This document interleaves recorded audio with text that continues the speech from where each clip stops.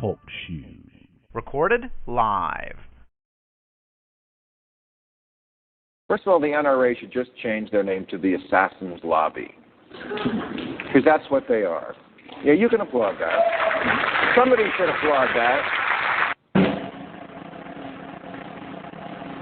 And I'm here to tell you, 1776 will commence again if you try to take our firearms. Doesn't matter how many lemmings you get out there on the street. You have to have people in leadership to espouse something worth believing in. So I've challenged the status quo. I would remind you that extremism in the defense of liberty is no vice. And let me remind you also that moderation in the pursuit of justice is no virtue.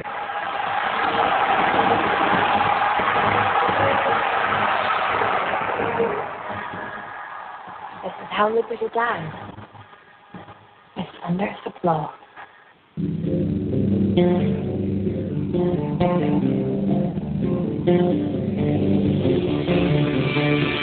Welcome to Liberty Cat Talk Live. This is your host, Todd Andrew Barnett, and his co-host, James Landreth Jr. Hey, everybody. Thank you for calling into the show. Just hang on one second here. Let me cut Because that's what they are. thing Yeah, you here. can applaud that. Somebody should have. I hate that. I hate this mouse here. Okay, so here we go. We are back live on the air here.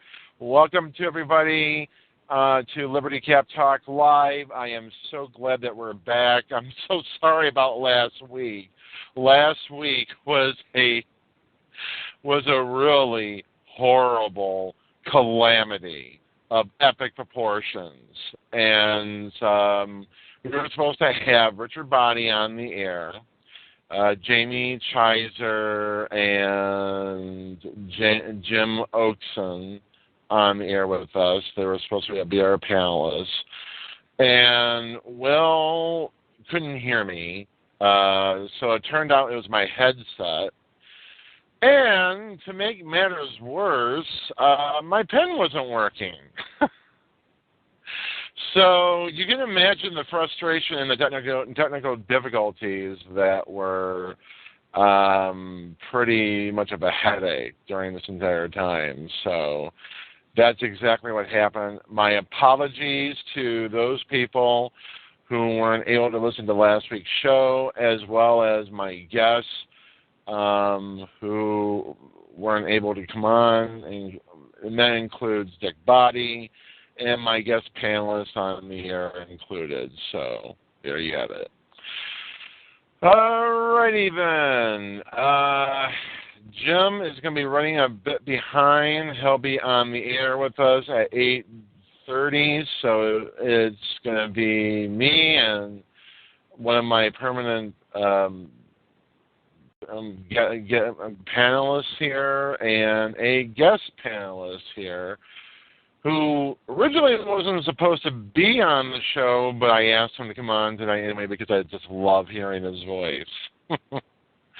So without much further ado, we're going to bring them on here. Let's bring on my permanent panelist, Will Coley. Will, you with us? Howdy. Hey. Now, this is Will of Muslims for Liberty, and it's going to be fantastic all the way around. I tell you that. How about Mathew Erickson? You with us? I am here. Can you hear me? I definitely can hear you. Okay. Great. So that means that your speakers are working and my microphone is working, and that is a double plus. That is a double plus, isn't it? I mean, totally, lots of pluses coming our way. Okay, of course, Jim will be with us. Eric Ferris can't make it tonight, so it's just Will and Matt and Jim tonight. So our guest panelist should be here any second now. We're going to bring her on. Actually, we're going to bring her on a little bit early, then we'll get into the topics. Originally I had her on for 8:25, but we'll just bring her on. Here she is. She is well known to the Ron Paul movement. She was, or I believe she's still a member of the Libertarian Party. She can correct me if she wants to. And she was a former staffer of former Congressman Ron Paul, and a very sweet gal. She's the host of her own show, Liberty After Dark. Please welcome our very best, Rachel Mills. Rachel, hello. You with us? I am with you. It's good to be with you. Little bit of technical difficulty getting here, but here I am. Oh, that's okay. That's all right. I can definitely hear you. You're coming in loud and clear, Awesome. which is a good sign. Yeah. Unlike last week, which was a calamity of epic proportions. Oh dear. So yeah, it was a nightmare in the making. So there we have it, and we're gonna have we're gonna have Dick Body on next year. So season's greetings to you, Dick. But anyway, thank you for joining us, Rachel. It's great to have you on the show here for the remainder of the hour, and it's good to be here. Awesome. All right, let's get into it. Let's first of all, let's start off by asking, what brought you into the arms of liberty?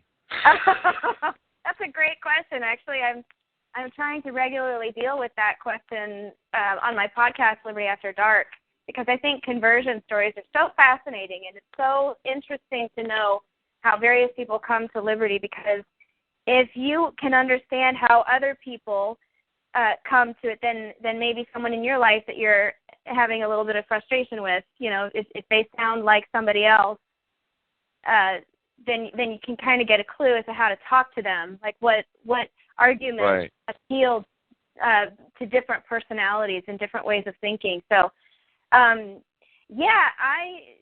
tell people that I really became a libertarian at about 12 years old in the country of Haiti. We were there as missionary kids. As a missionary family, I was there as a missionary 12 years old? Wow. Yeah, I didn't know what a libertarian was. I had never heard the word before. I didn't hear the word until high school. But at 12 years old, looking around me at the country of Haiti and wondering why this country has so little and the United States, for example, has so much, that just the stark difference. And, I started thinking about government and how Haiti has a lot of natural resources. If you think about the natural resources of Haiti and like a place like Jamaica or even Florida, I started just thinking that, well, the difference is really property rights and form of government. In Haiti, they have sort of a chaotic system that's a lot of totalitarianism, and but then on the same side, there's very little respect for property rights. And if you go down there and you start a factory, you don't know whether it's going to be nationalized in a year or so before you've recouped your investment. Right. So that's a big deterrent for people to come down and provide jobs. And I was looking at all of this at 12 years old, and I'm like, yeah, this government stuff is a bad idea. Right. And then later on in high school, I was having a conversation with a very intelligent friend of mine. I'm still Facebook friends with him. And I asked him, are you a Republican or a Democrat? He said, no, I'm a libertarian. I'm like, what's that?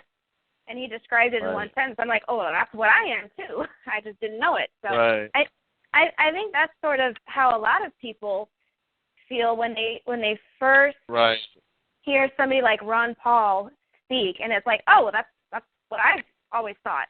Who is and will be a god in this movement, as far as I'm concerned. I mean, Ron Paul has been a blessing in disguise for all of us. I mean, if it hadn't been for his presidential runs in 2008 and 2012, I don't think the Liberty movement would have gone anywhere as of today. So thanks goes to him all the way around.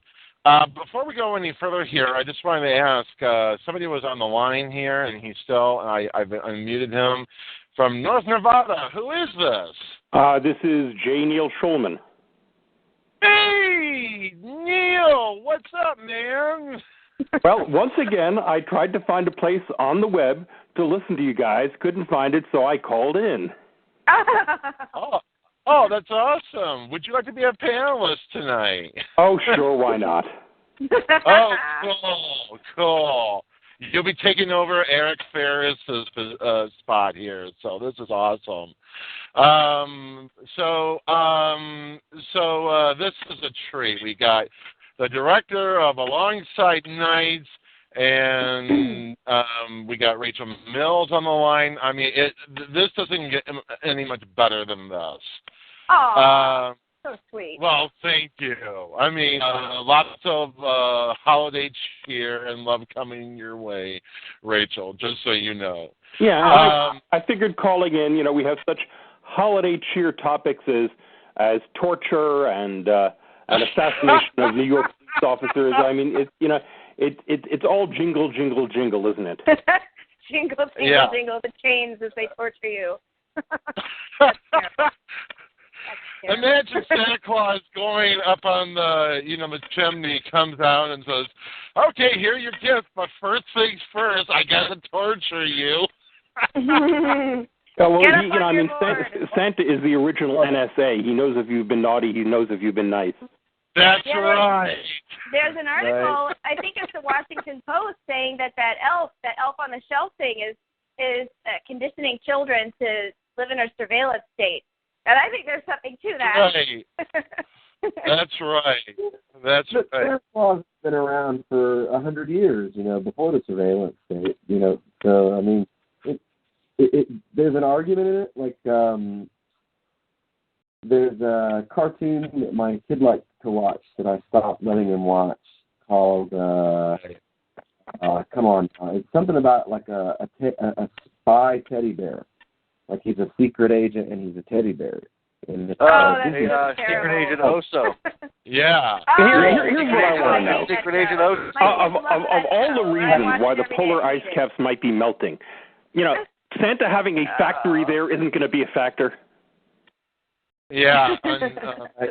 Seriously. I just wanted to ask you, how did you get hired into Ron Paul's office? Because that is so freaking awesome. I mean, seriously. I mean, this is great. It was very surreal. I was making YouTube. He reignited a passion in me for politics that I had lost. I had been active in politics before, and then I sort of just decided, as many of us do from time to time, that the world is just going to hell in a handbasket, and there's nothing I can do about it. So I might as well just enjoy my life and do something else. So that was where I was at when the Ron Paul campaigns really got underway, and I was listening to a debate by chance, and I was like, oh, it's Ron Paul. Well, this won't last long. This will be interesting while it lasts. And I heard the Giuliani exchange about 9/11 and terrorists, rich, free, blah, blah, blah, all that. And I was like, well, yeah, that's the end of that. That was fun. And I got home, and I looked at he was doing it on calls, and I was like, whoa, something is happening here. Something is really, really happening. So I just got totally reignited because, I mean, not just because of Ron Paul, but because all of you guys Right. that were propelling him and listening to him, and the internet was giving him a wave of strength that he wouldn't have otherwise had. So I started making YouTube videos, and this is back when YouTube was very different than it was today. And I made a YouTube video that went viral, and somebody brought it to his attention, and it just so happened right at the time that he needed a press person. Yeah. And I think it was someone in his family that said, hey, how about her? And so they had me up to Washington, D.C. At the time, I had a pretty successful real estate career. But, you know, when Ron Paul calls and is like, hey, I need you, it doesn't matter what he needs you for. It's like, I need you to empty my wastebaskets in my office. I'm like, yes, I'm there. Okay, yes, done. Right. But yeah, it was really a dream job, and I dropped everything. This was in 2007, and the broker in charge at the office said, you know, you're going to have a really good year next year. You're gonna probably pull in 6 figures selling houses. I'm like, I don't know. I don't know about that. Right. I kind of think there's something to this housing bubble thing. I think it's probably a good time to get out, and I was right. And you made the right call, huh? You made the right call by doing that. And it was neat because, you know, I'm married, and I was at the time, and my husband had a job that he liked, but he was as much of a Ron Paul fan as I was. So he's like, we got to figure this out. We got to figure out how we can move to D.C.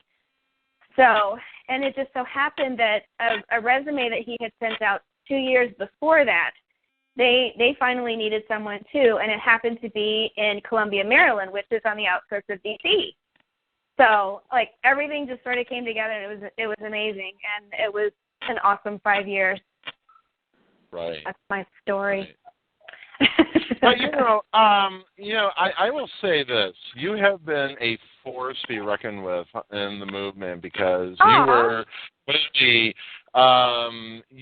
one of the calendar girls in the Libertarian Party before Ladies of Liberty came into action. And then what I found very encouraging was the fact that you were selling the calendar, you were getting your name out, and you started getting some recognition. I mean, you had become a rising star in the movement. And you are so well known in the movement that I think, a lot of kudos goes to you for doing something that, for even having your own podcast. I mean, you're doing your own, well, actually it's more of a vidcast, if you will. No, I don't actually do videos anymore. I have transitioned to just audio, and this new podcast that I've started up, I've only put out 2 episodes so far. Yeah, this is not the same thing that I was doing on Spreecast. That was fun, but the technology was just not happening. So I moved to strictly podcast, and I'm on Stitcher now. I'm on iTunes. Yeah, Spreecast was very much of a big disappointment. And then they went to a paid model. I would have had to pay $40 a month just to keep doing my show and to keep archives. Like, you can still do a free show over there, but they don't archive your show for longer than a week. So that's pointless. So now I'm strictly podcast. It's called Liberty After Dark, and they're gonna start featuring it at Liberty.me. If you guys aren't members at Liberty.me, you should strongly consider it. They are doing a relaunch at the beginning of the year, and it's going to be awesome. The new site is really beautiful. So if you haven't been by, I did join the site. I had to put it on hold temporarily. I mean, my account. But I will say this, that in the interest of full disclosure here, that's a Jeffrey Tucker's site, which is basically a great site to begin with. And yeah. he did such a great job with it that it's doing a lot of good for the liberty movement. Which it really is. It does deserve a lot more participation than it has. I think a lot of the liberty folk, and I understand this, they're not quite into the subscription model. But on the other hand, I mean, somebody has to pay for your website. You can either have your website beholden to advertisers or to you, the user. And I think the subscription model is just something we're going to have to get used to, because I think more websites, more news sites are going that way, at least partially. So and at $5 a month, which is the new price level, it's really not that much. You can totally. I think anyone can afford $5 a month for the value that you can get at liberty.me. Right. So, well,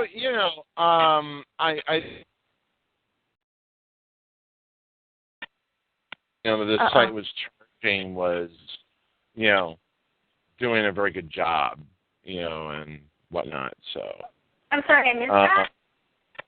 Well, I'm just saying that I think that the site is doing such a great job that it will get better as time goes on. So. Yeah, and the great thing about the team over there is they're very responsive. If you give feedback on what you'd like to see, or what interests you the most, or what they could do better, they're very, very responsive. That's one of the best things about that site is the team over there. Very energized and very eager to make the site into something that is useful and entertaining for the liberty community. Right. So, how long has Liberty After Dark been on the air so far? I mean, only like a week and a half. And my first episode, I started off with Judge Napolitano, talking about the CIA torture report, because that had just come out that day, and I was going to talk about police brutality with him, but I switched topics and asked him. He was on Fox News an hour before, and then he was on my show, and I'm like, we're going to talk about this torture thing, and so that was great. And then my second guest for the first episode was a retired prostitute. Now, that's fascinating. Her name is Maggie McNeil, and she runs a blog called The Honest Courtesan. She talks all about sexual freedom and, laws getting into our bedrooms and all of those issues, human trafficking. She has a whole lot to say about everything, and she's very intelligent, very well-read. So she is definitely someone that I want to talk to often. I definitely really want to check her site out as well as your podcast, because your podcast is, it sounds like, and from what I've noticed as well, your podcast is getting some notice. I hope so. I hope so. Podcasts are hard to get going. They have to be a labor of love. And you have to really just love what you're doing and put together a product that you really enjoy doing. Otherwise, it can be very discouraging at the beginning. But I'm going to persevere. I've got probably 5 episodes planned out with a few guests lined up. My second episode had World Series of Poker champion Greg Raymer, the Fossil Man. If anyone ever watched poker and the guy with the weird fossil glasses, he actually lives not too far from me in North Carolina, and so he came over to my house and did the interview at our home poker table. Talked about Poker Players Alliance and some action items that people can get involved with, really, really easily on social media, and just the state of poker laws and Sheldon Adelson and all of that horrible stuff with them trying to shut down online poker. So yeah, he was a great guest. And then I had Matt Wobble, who talked about war stories. He was a Marine on the front lines of Desert Storm, and that's part of his liberty story. Is he was a hardcore statist, and then he went to war. Wow. and began to see the chinks in the armor. his story, it's blood and guts, and it's not for the faint of heart. It's a pretty harrowing story, but it's very interesting. You can't get this kind of stuff just anywhere. Right. Well, I guess I was a little discouraged by, some of the things that have been going on in the movement a little bit, particularly, like, for example, what's going on with GCN, what's going on with, Free Talk Live, and, some of the stuff has become pretty monotonous, and, it's not as fresh and exciting as it used to be, but I think that podcasting it's a very tough thing to do, and unless you put like you were saying before, you got to have a labor of love. You got to love what you're doing, otherwise you're just into the wind pretty much. So. Yeah. Does anybody have any questions for her? Rachel. Can you hear me? I'll put forward a question, Rachel. Now that we don't have Ron Paul in Congress anymore, do you still feel that there's a point to participating in politics? Wait, I missed part of that. Can you repeat the question really quick? Sure. Now that we don't have Ron Paul in Congress or running for president anymore, is there any actual point to continuing to participate in the political system? Yes, and I know I'm going to catch some flack for this, but I'm just going to say what I think. We have Justin Amash, we have Thomas Massey, we have Rand Paul, who I'm a big fan of. I know he's controversial, but I have my own theories about why he says the things he does the way he does. But definitely we've got some great people in there, and I think we're on the upswing. I think there's a lot of pressure in elections that we haven't seen before. Yeah. Rachel, you mentioned three, and you got 100 senators and 400 some odd congressional people, and it seems to me that when you're talking about three, you're not talking about a balance of power. Really? You noticed that? You picked up on that? Yeah. You can math pretty well. Yeah, I mean, that's true. I'm not saying that's the only way to fight for liberty. I have always been of the mindset that there are many fronts to the war, and however you feel is the best way to fight is what you should do. And I know that politics is difficult. I have a lot of sympathy for anarchists. My husband is an anarchist, and of course, I work closely with Jeffrey Tucker, big anarchist, and he is like, isn't that cute how you political activists, spin your wheels? I'm like, well, you know what? A lot of people put a lot of energy and thought into like football games and football players and fantasy football, and I don't really quite understand that, and I don't see the point of that either, but it makes them happy, and Well, what we've seen this week in particular is that one movie, even unreleased, can be very important to a culture. And we're talking about we all know, which I don't know. I think there's something else going on here, personally. North Korea is now saying that they didn't do that, and they want to cooperate with us and figure out who did it. And I don't know. I guess a part of me still wants to think that there's like some kind of a gonzo marketing thing going on with the studio. Well, now the thing, everybody's talking about it. As independent filmmaker, the first thing that struck me is that the only reason why this movie not getting distributed got any attention at all is because it was a high-budget studio picture. As an independent filmmaker, I am used to seeing independent films ignored by Hollywood, including my own. And so the only reason that this particular movie is being noticed as not being distributed is because it's a studio picture. Independent films, fail to get noticed by Hollywood all the time. Oh, well, nobody is entitled to get their film noticed. I mean, just because you put together a film doesn't mean anybody owes you anything. Well, that's certainly true, but if you, but I mean, the question of worthiness, is that only to be determined by Hollywood? Well, I mean, they're private individuals. They can do what they want.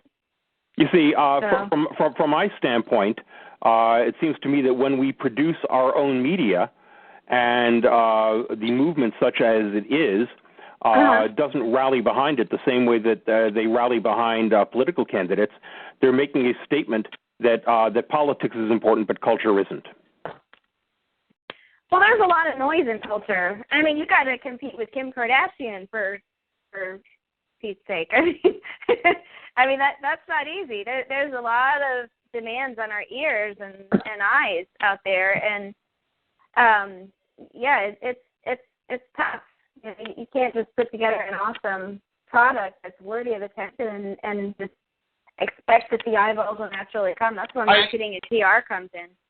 I see where he's coming from on this, because the reason being is that Hollywood is subsidized, and one of the biggest things that a lot of people don't realize is the fact that, well, unfortunately, Hollywood has this big affair with the White House, not to mention the various actors in the government.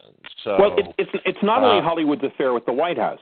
If you look at the CBS television network primetime lineup, how much of it is cop shows? You have Hawaii Five-0, you have Blue Bloods, you've got the CSI and the NCIS, and it's just over and over and over again. They are putting out the message that the heroes are government employees. You don't have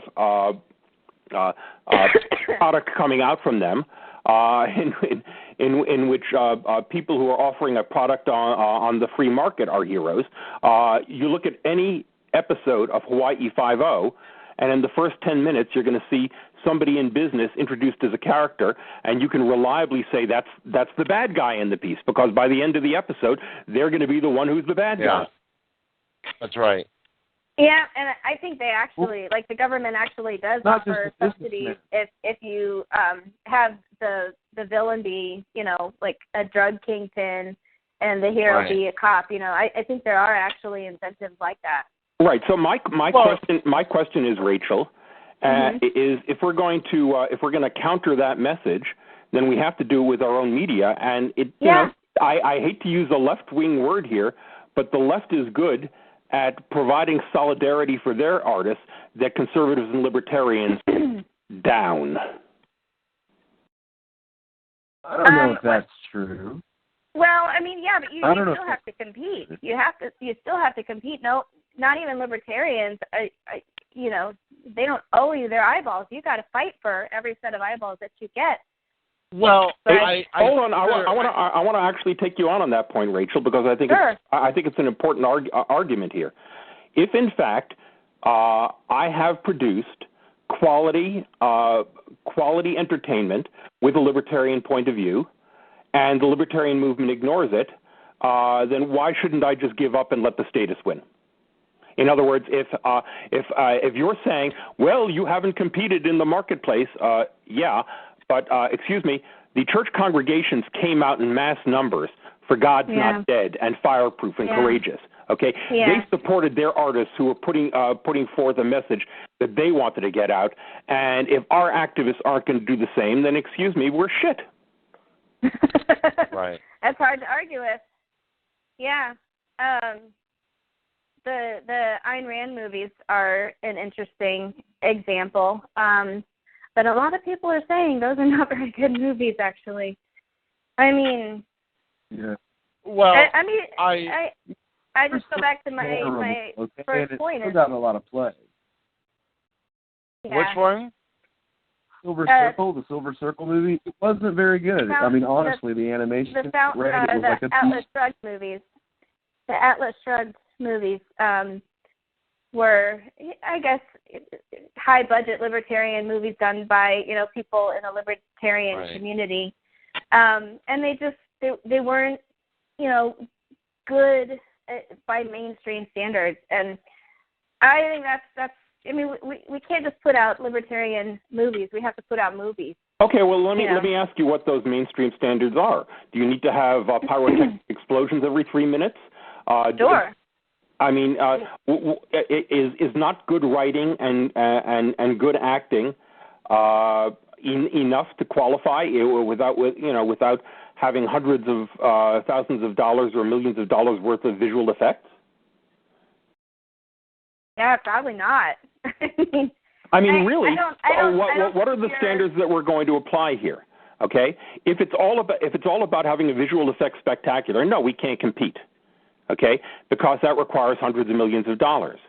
Okay, if it's not a good movie unless you've got George Clooney in it, well, once again, we can't compete because he's not one of us. He's not going to, look, I had actors who declined to be in Alongside Night because of the politics of it. They didn't like the fact that the head of FEMA was the bad guy. As far as they're concerned, the head of FEMA is a hero. Mm-hmm.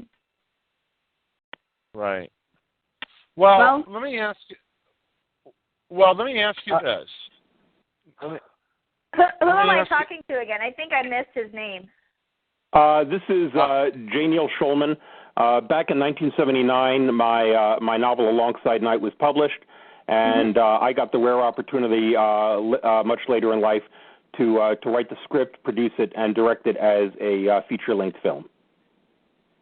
Well, I mean, gosh, that's a dream come true. I mean, and Ron Paul is in the movie, and Ron Paul had me on his Ron Paul Channel show talking about the movie and recommended that people go see it. So, FYI.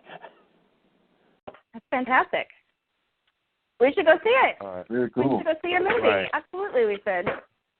Right. Right. It would be really nice if Campaign for Liberty and Young Americans for Liberty and Students for Liberty and lots of other organizations like this did what the churches do when a movie like God's Not Dead comes out, and that is, organize to get. Yeah. Well, you know what? I'm going to bring up Liberty. I'm going to bring up Liberty.me again because they are starting a section of the website called Create, where they are trying to support libertarian artists, just like I think what you're doing. I think it would be great to. Yeah, I was just going to bring up, which sort of leads into my question here about the state of the liberty movement from your perspective, Rachel, because, because a lot of artists in the liberty movement, and, that includes Neil, that includes me, includes a number of people who are, like Jordan Page and whatnot. Yeah. Parker. Right. And, I guess the biggest problem that we're seeing right now, one of the biggest problems that we're seeing right now is, I think the infighting in the movement is really tearing the movement apart. And it's no way. The infighting is good. It gives us the opportunity to debate and discuss the merits of the different ideas that float around among the community. The problem is you have trolls and douchebags who have this religious almost connection to their position. Tell that to decide that they're right. Well, and because they're right, no one else could ever possibly have one smidgen of as much right as they are. And it's that whole monopoly of truth problem that you see with religion and political, Well, tell that. I see where you're going with that, Will, but you see the problem here is, I was talking to Lauren Rumpler, a.k.a. Objectivist Girl, and she feels that the infighting isn't really helping the movement at all. And she's coming from it from a different angle. I mean, the Objectivist Girl here, who really is, not very happy with the way things are going on that end. And I can see where she's coming from because I've seen it myself. And there are some elements in the movement that really need, to get its act together. but but then again, they're going to do what they're going to do what they want to do, and we're going to do what we're going to do, and there's really no work together. Here's the thing, though, is the liberty movement is not unique in this. If you've ever been a member of any church, if you've ever been a part of any kind of organization, any political party, the Republicans have the same thing going on in spades. This is not unique to the libertarian movement. This is just organizational behavior 101. This is what happens everywhere. So it's just a matter of how do we handle it so that it doesn't keep us from progressing. What's one of the things I think is beautiful about the fact that it's literally like, I don't know if they originally planned it that way, but you have like the left-leaning libertarians with Alt Expo and the right-leaning libertarians and anarchists with PorcFest, and they're literally like having their events in tandem, with each other at the same venue. So you have, and you even have the ability to like sit and have,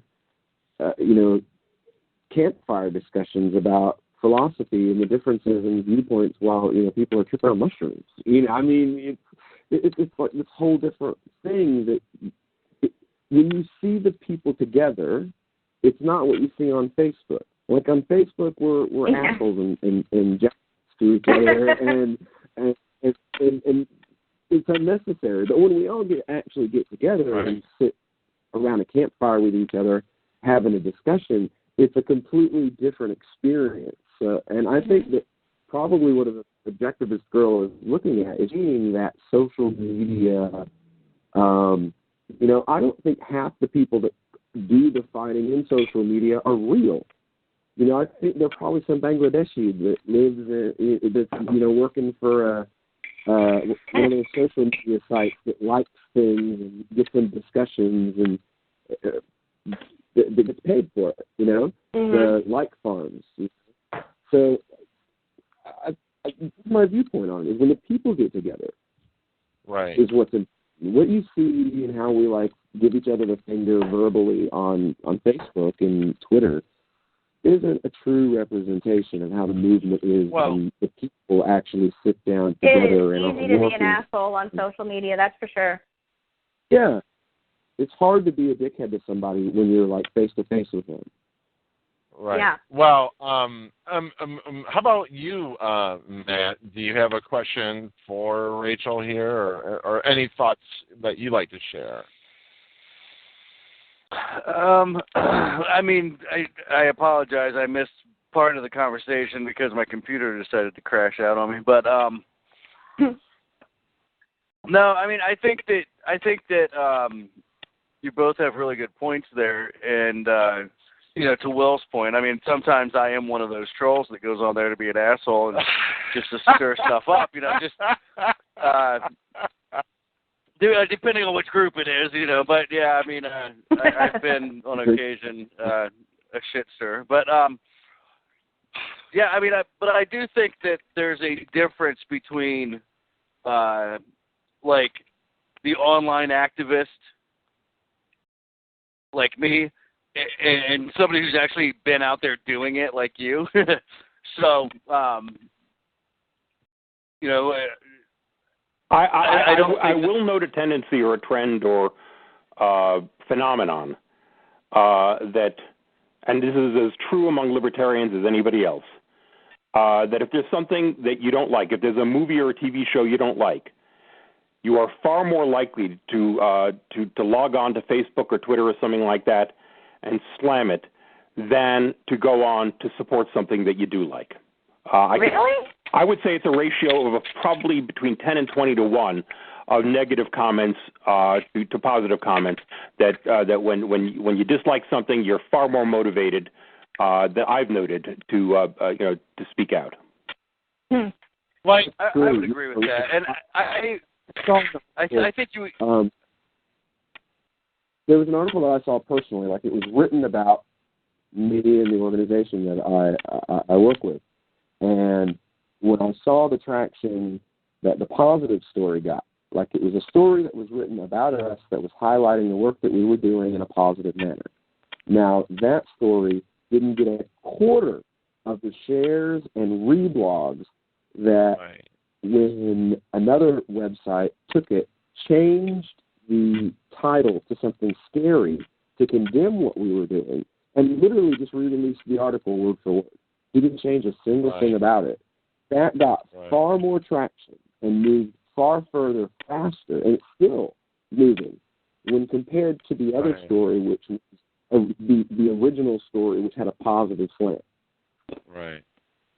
Well, you know, I see where you're coming from, and you know, I think that it at times that from my experience, and I'm just speaking from my experience here, you know, having been in acting in college and in high school, and also having done an independent movie, which I will plug very well at some point here.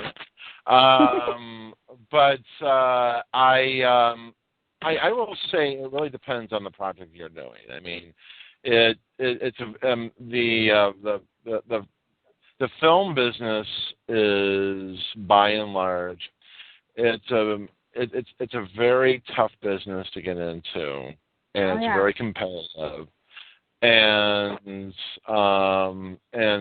you know, I think you would agree with me on this as well, Neil, that it's, you know, that it's very because of the way that the business has been dominated by the state for far so long, that it's hard to really get any grasp over, say, you know, a lot of the leftists who have complete reign in Hollywood.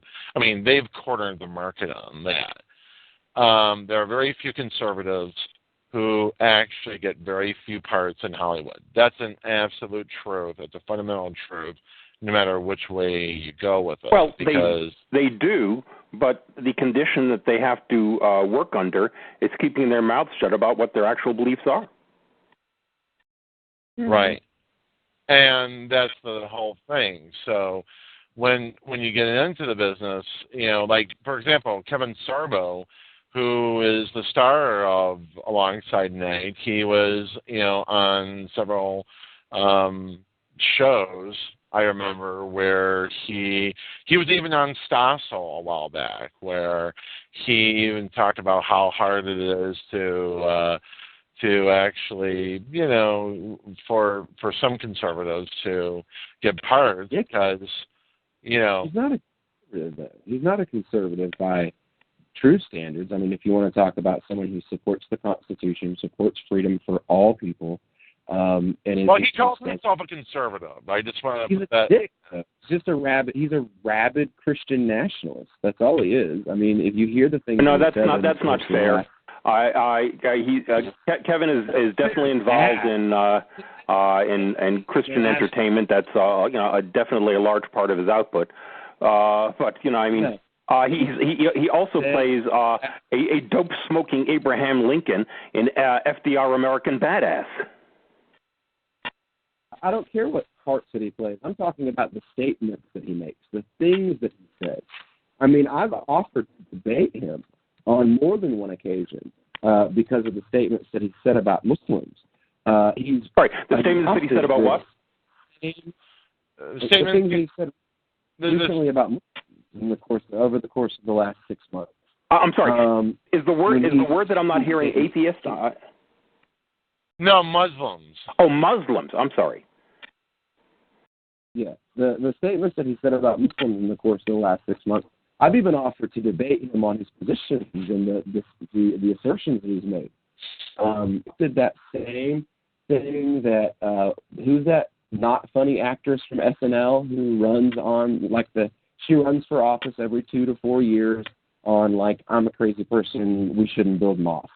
And then you've got... Are you talking about Tina Fey?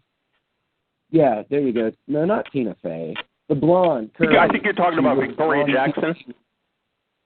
Is that right? Victoria Jackson. Yeah, Victoria Jackson. Victoria, you've got her, you've got Sorbo, you've got a couple other people that have basically decided that since being, crazy... saying crazy, stupid things about Muslims is good for your career all of a sudden. Like, you'll suddenly be popular with Republicans, and you'll get more hits and downloads on Hulu. Look, I've heard Kevin make statements more critical of atheists than he has of Muslims. Well, not in the course of the last 6 months. Well, I mean, I'm kind of familiar with his media output because I've been sort of like intimately involved with a lot of it, and I think you'll find out that Kevin is very laid back when it comes to a lot of that stuff.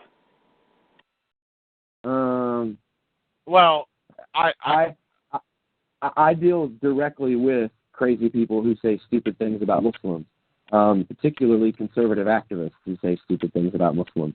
That's my bread and butter. And Kevin Sorbo, over the course of the last 6 months, has made at least 3 or 4 statements that are absolutely asinine about American Muslims and whether or not they should be allowed in the country. Things about the legal system of my faith that are absolute stereotype nonsense that have no basis in fact or legal precedent. You want to know who I think is even far?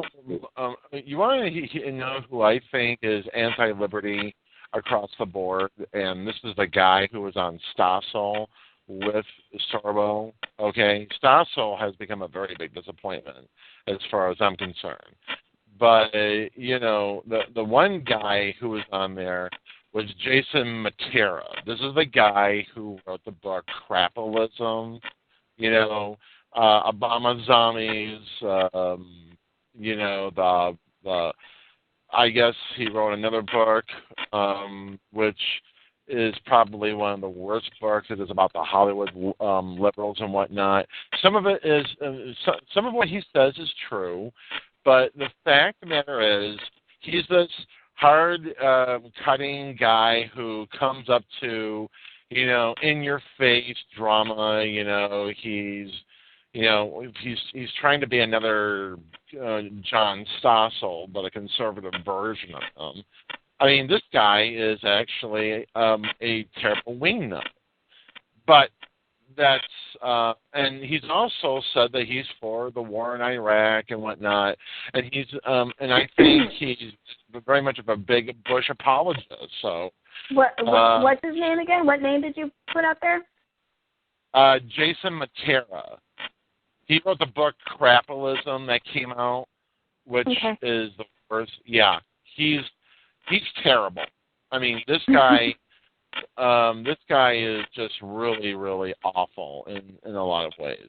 By the way, just so in the interest of full disclosure again, my co-host Jim Landreth is with us. He's been with us the entire time. I'm sorry not to have acknowledged you immediately, Jim. Welcome aboard, man. Hey, no problem, thanks. I just had to finish up stuff for my other. You know how it is. Too much to do, not enough hand. Yeah. So I didn't get the name of the person who was speaking on behalf of Islam. I'd like to be introduced. This is Will Coley. He's the executive director of Muslims for Liberty. What do you think of Davi Barker's book, Voluntary Islam? I was actually supposed to write the jacket cover for it, but we decided that it would be better if someone who he didn't work with and wasn't Muslim wrote it. He actually is the assistant national director for the organization that I run, Muslims for Liberty. I wrote a rave review of that book, both on my blog and Amazon. Well, thank you very much. Thank you very much. We're glad to have a good review from you. Yeah, I mean, I found it fascinating that he managed to come up with a very good statement of agorist principles within the context of Islam. Yeah. He and I actually both work on that. Basically, I'm the academic, and he is the seasoned writer. When we first got started, some friends of ours would joke that he was the Thomas Jefferson to my John Adams. because I'm an orator. I give speeches and lectures at universities, and then he takes the academic information that I have put together, and then finds a way to write it down in a way that doesn't sound pretentious. Yeah, And, I would like the statement. I would like the statement: no compulsion in religion applied to every religion. Yeah. Right. Like Rafidin. Yeah, like Rafidin. Right. Now, Ray, you said something earlier, and when Todd said, one of the biggest enemies of liberty, it reminded me of the fact that I heard a name that came from you. And oddly enough, it's a name that anytime you see efforts to use legislation to create more liberty or to use legislation to restrict more liberty, his name and his money seem to pop up. Florida, marijuana legalization bill, like 85% of the money that went to fight that bill came from this guy. Tons and tons of money that goes to fund the anti-Islam movement in the U.S. and these efforts to pass legislation to basically nullify the probate rights of Muslims and private contract rights. Going with us. Sheldon Adelson. And you mentioned his name as being involved in some of the things that you are fighting against. That like he's been actively involved in fighting you. And I was wondering if you could go into more detail. I think this is important for people to know about. That there are a few people that if you look at them, anytime that liberty is being threatened, their fingers are in it, and even that someone is fighting against more freedom, their fingers are there as well. I think it's important for people to know the part of the problem there is Sheldon Adelson is Jewish, and I don't know if anybody's noticed, but there's sort of like a long-standing grudge match between Jews and Muslims. Well, the issue that I'm aware of, most keenly aware of Sheldon Adelson's hand is online poker, and it's pretty obvious what his angle is here. He doesn't want online poker because he owns casinos, and he wants people to go to brick and mortar casinos. He owns the Venetian in Las Vegas, and he owns something in Macau. And it's interesting right, and it's also interesting that you bring up Sheldon Adelson, because he's also the same person, if I'm not mistaken. Correct me if I'm wrong, Will, but he's the same person who actually did have some ties to the Likud party in Israel, as a matter of fact. I mean, considering he's Jewish, but I know that he had, his hands in the Romney campaign. But then again, I think he put in like $1 million or something like that to the Romney campaign, something like that.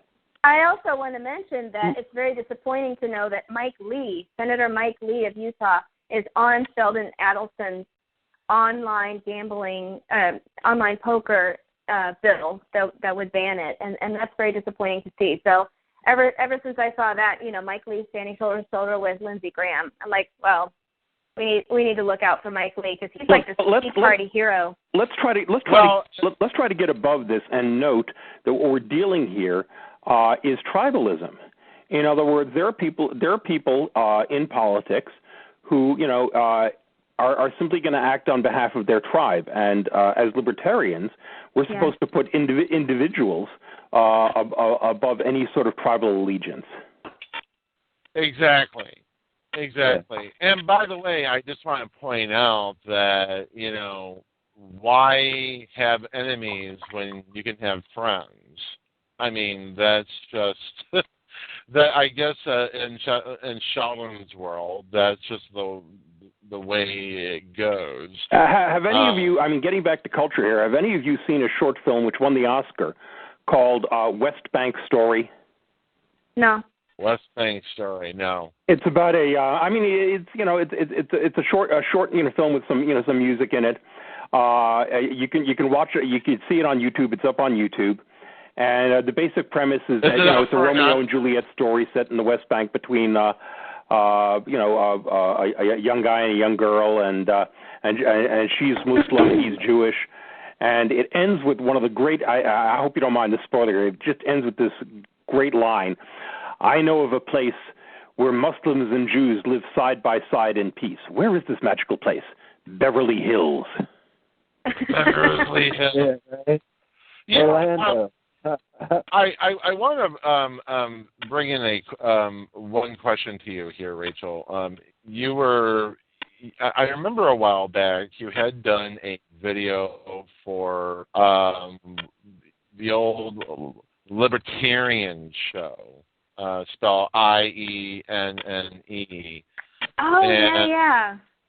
And that used to be run by Kathy Reisenwitz, and and what's funny about that is you were on an episode where you guys were talking about condoms, and you were talking about, well,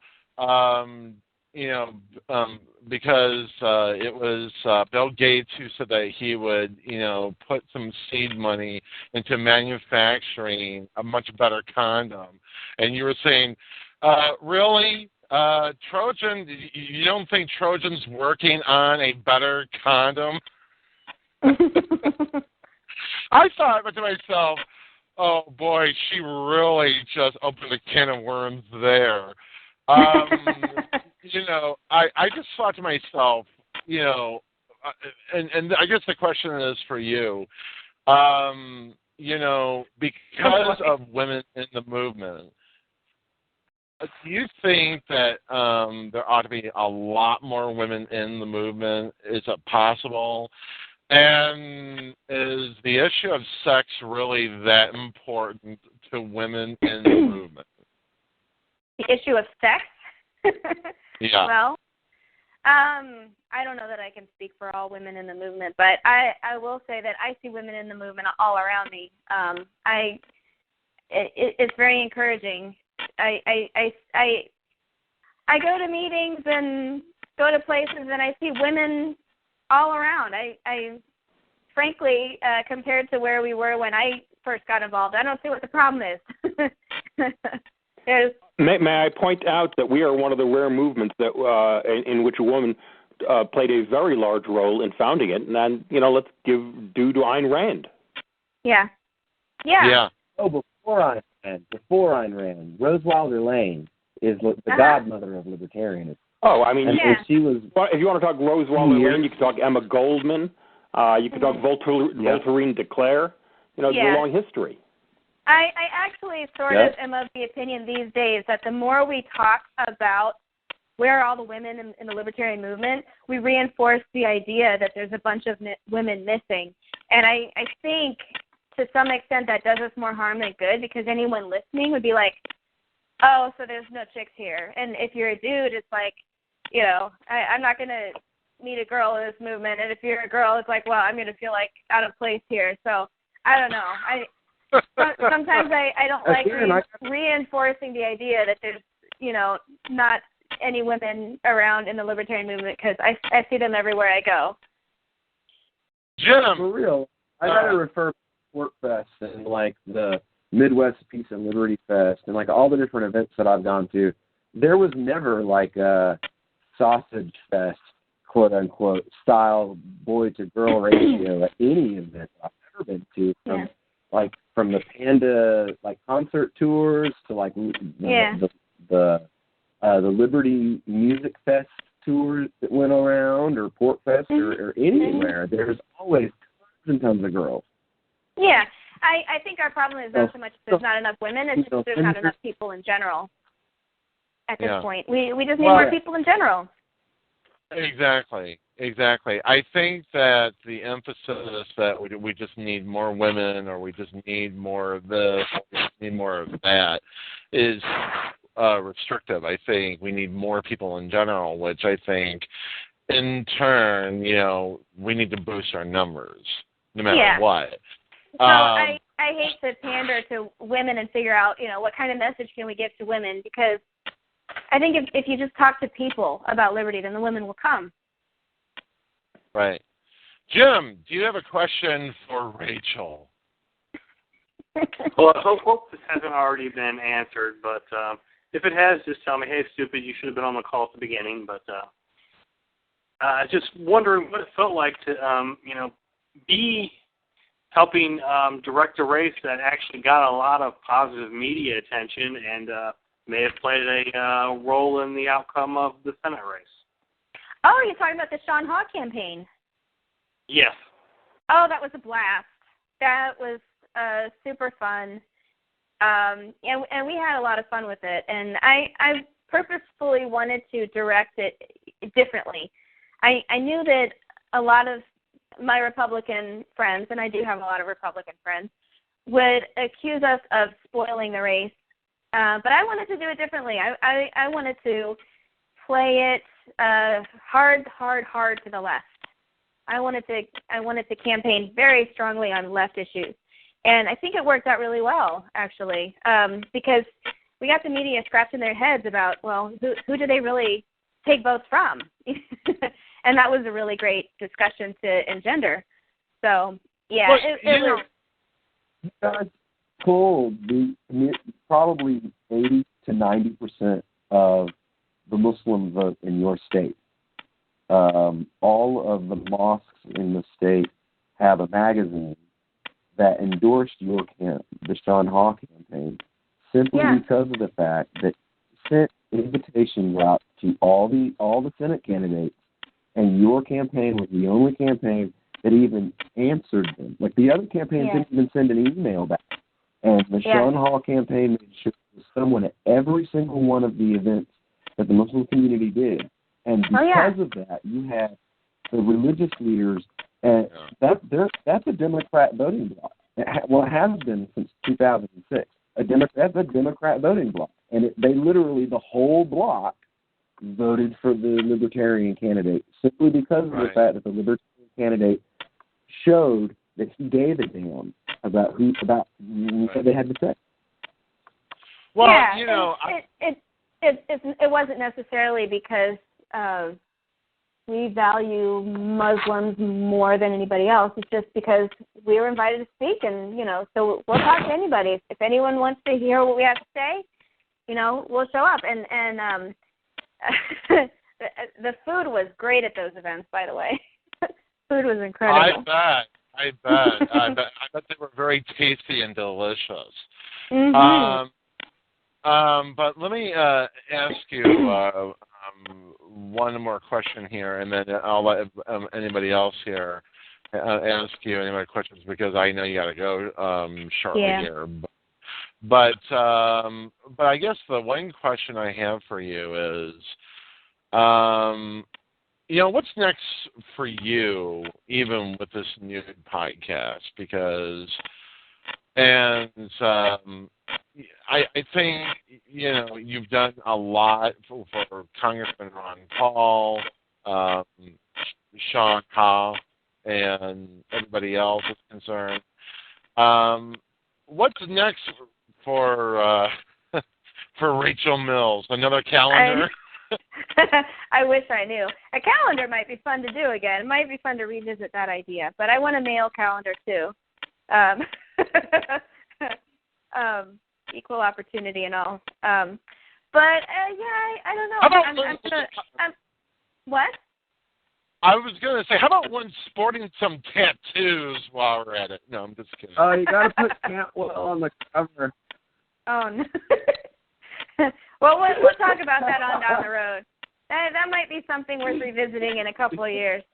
But, yeah, I don't know. I'm going to work really hard on this podcast and do the best I can with it and see if I can get some legs under it, get some sponsorship, maybe make it, a little bit of a part-time gig, a going concern for myself, while providing great content for the movement.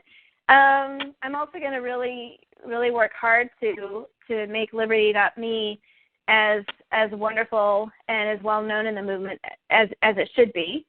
So, and I'm also working with Jeffrey Tucker to help promote his new book that is coming out very soon called Bit by Bit, and it's all about Bitcoin and person-to-person business models like Uber and those kinds of things, and how technology is freeing the world.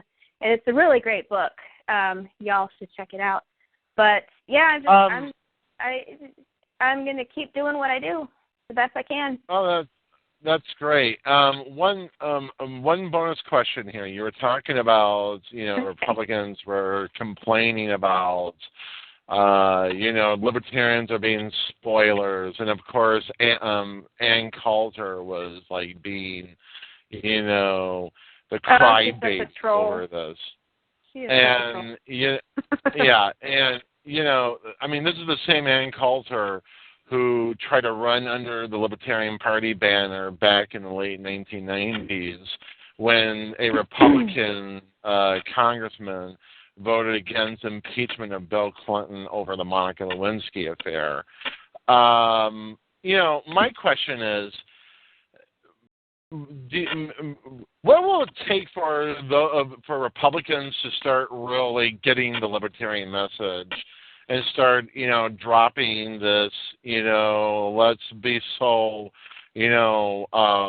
moral about what people do in the privacy of their bedrooms, and stop being so douchebaggy about If I can go one line here, I just wish the Republicans were as concerned about the morality of what people do within interrogation chambers. Seriously. Right. Yeah. Seriously. That's a great question, and I think the fact of the matter is some people within the Republican Party, and probably quite a few of them, will just never get it. They are boneheaded, they are stubborn, they are set in their ways, and they just have to die off of old age. And the new guard has to come in, the younger kids. We just have to be patient, super, super patient. We have to learn the rules, and we have to just sort of, gradually take over, just like the people that are at the establishment now, took over at one point. We just politics belongs to those who show up. If you want to give up on it and do something else, that's fine. I understand. It is frustrating. It is like banging your head against the same brick wall every single damn day. But progress is being made, I think, very, very slowly. Right. And if everybody gives up, then, what was it all for? Right. But if the people who have the stomach for it will just stick around and be super patient and not expect too much too fast, then maybe very, very gradually. And that's not a good answer for a lot of people. I get that. That's the reality that I see. Right. Any other questions quickly here before just a practical question here, Rachel. I'd like you to see my movie Alongside Night. What's a good way to accomplish that? I'll give out my email address. It's Rachel@rachelmills.com. Send me a link, and I'll take a look at it if it's Rachel, what I'm going to do is I'm going to use that email address, and I'm going to send you an invitation to a secret download where you can watch the movie. Oh, cool. I will do that. Cool. And it's Rachel, Rachel. It's not AEL, it's just EL, at rachelmills.com. Yes. Well, good. And I have your name correctly spelled because I am actually on your Facebook page. Awesome. Cool. Yes, that's right. Exactly. Yeah. Awesome. So, anybody else before we go? How about you, Matt?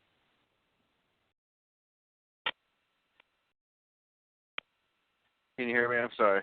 Yeah, I can hear you. Okay, good. There we go. No, I mean, I don't have anything to add to the discussion. I think she's answered it all for you, huh? Yeah, I think so. Before I go, maybe I can just promote my podcast one more time. Please plug it, girl. Plug it. Yeah. Okay. Plug. Yeah. The reason that I have to go is because I have to edit together episode 3, which is an interview with Jeffrey Tucker talking about his book, and also Ben Swan. You should invite me onto your show sometime. So. Yeah. Ben is on this episode of the podcast that I'm editing right now to release hopefully in the next couple of days. So, Liberty After Dark, please check it out. Yeah, you should invite me to come on to your show sometime. We'll talk. Okay. Yeah. So. Cool. Yeah. Yeah. So, but thank you so much, Rachel. Jim, you got any other questions for her or comments, or is that it? I'd just like to say I've been a fan for a while, Rachel, and good to see what you were doing with the campaign, and just keep doing what you're doing, and everybody else can, just either get on board or they can step out of the way. And Rachel, check your email. I already sent you the link. Awesome, I will. Thank you so much. All right, well, I got to go. Thanks for having me. No problem, Rachel. Thanks a lot. You are a hero of liberty. Or heroine thank you. Of liberty, actually. Check out Rachel's Liberty After Dark. And where is this on? What channel? Or you can find it on Stitcher. And if you do find it on Stitcher, give me a review, because I need like 5 reviews before I get something. I get listed like more prominently, so that would be awesome. I'm also on iTunes, and let's see, libertyafterdark.com is a website. Libertyafterdark.com is a website that you can go to and find links. So awesome. Awesome. I will subscribe to your podcast, and we'll help each other out. That's exactly what this movement's all about. So okay, thank you. All right, later, my friend. Okay, ta-ta. Ta-ta. Bye. Yep, and that was Rachel Mills. She's a fantastic lady. I like her. We've been friends for a long time, she and I. I think she has a lot going for her in this movement, and she's growing. And well, that's the beautiful thing about it. But okay, let's get to the articles here. Let's start with the CIA intelligence file on torture, or as what they used to call it, the enhanced interrogation. Yeah, I've been making the point recently that if you're going to call torture enhanced interrogation, then Pearl Harbor was enhanced diplomacy, 9/11 was enhanced urban renewal, and rape is enhanced foreplay. You actually came up with a term a couple of years ago about a firing squad, Neil, on your Facebook page. What was it? Enhanced something? Oh, did I do something that far back? I don't even remember. Yeah, it was like maybe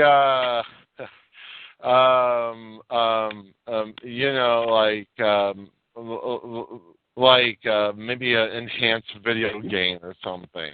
Right. Yeah. There you go. I don't know if I came up with that, but that's pretty good. But no, that's not that's not the exact one. But I do remember you mentioning it before. But this is the thing about the CIA file. Conservatives were, all the fucking wingnuts were starting to get pissed off about the whole bullshit on the CIA file. And you know something? I am glad that the file came out, because I want to know exactly what and who has been tortured, and what drones have we been sending out.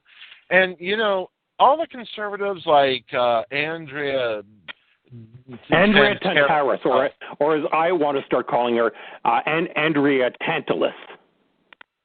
Or actually, I call her Andrea Tartar Sauce.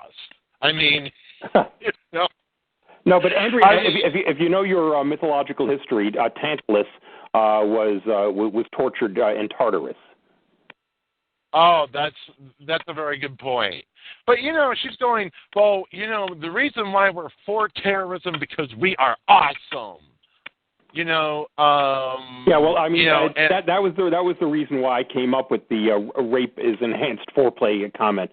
If and Andrea Tantaros or Tantalus or whatever you want to call her, and Megyn Kelly and Dana Perino started referring to rape as enhanced foreplay, how long would they last on Fox? I don't think they would last very long at all. You see, here's the thing. Everybody on Fox and a lot of other outlets are debating the practicality of it. They're debating the utilitarian outcome of it. Well, I mean, if we could save a child or stop a nuclear attack by torturing somebody, isn't it morally okay then? All this ends justifies the means utilitarianism.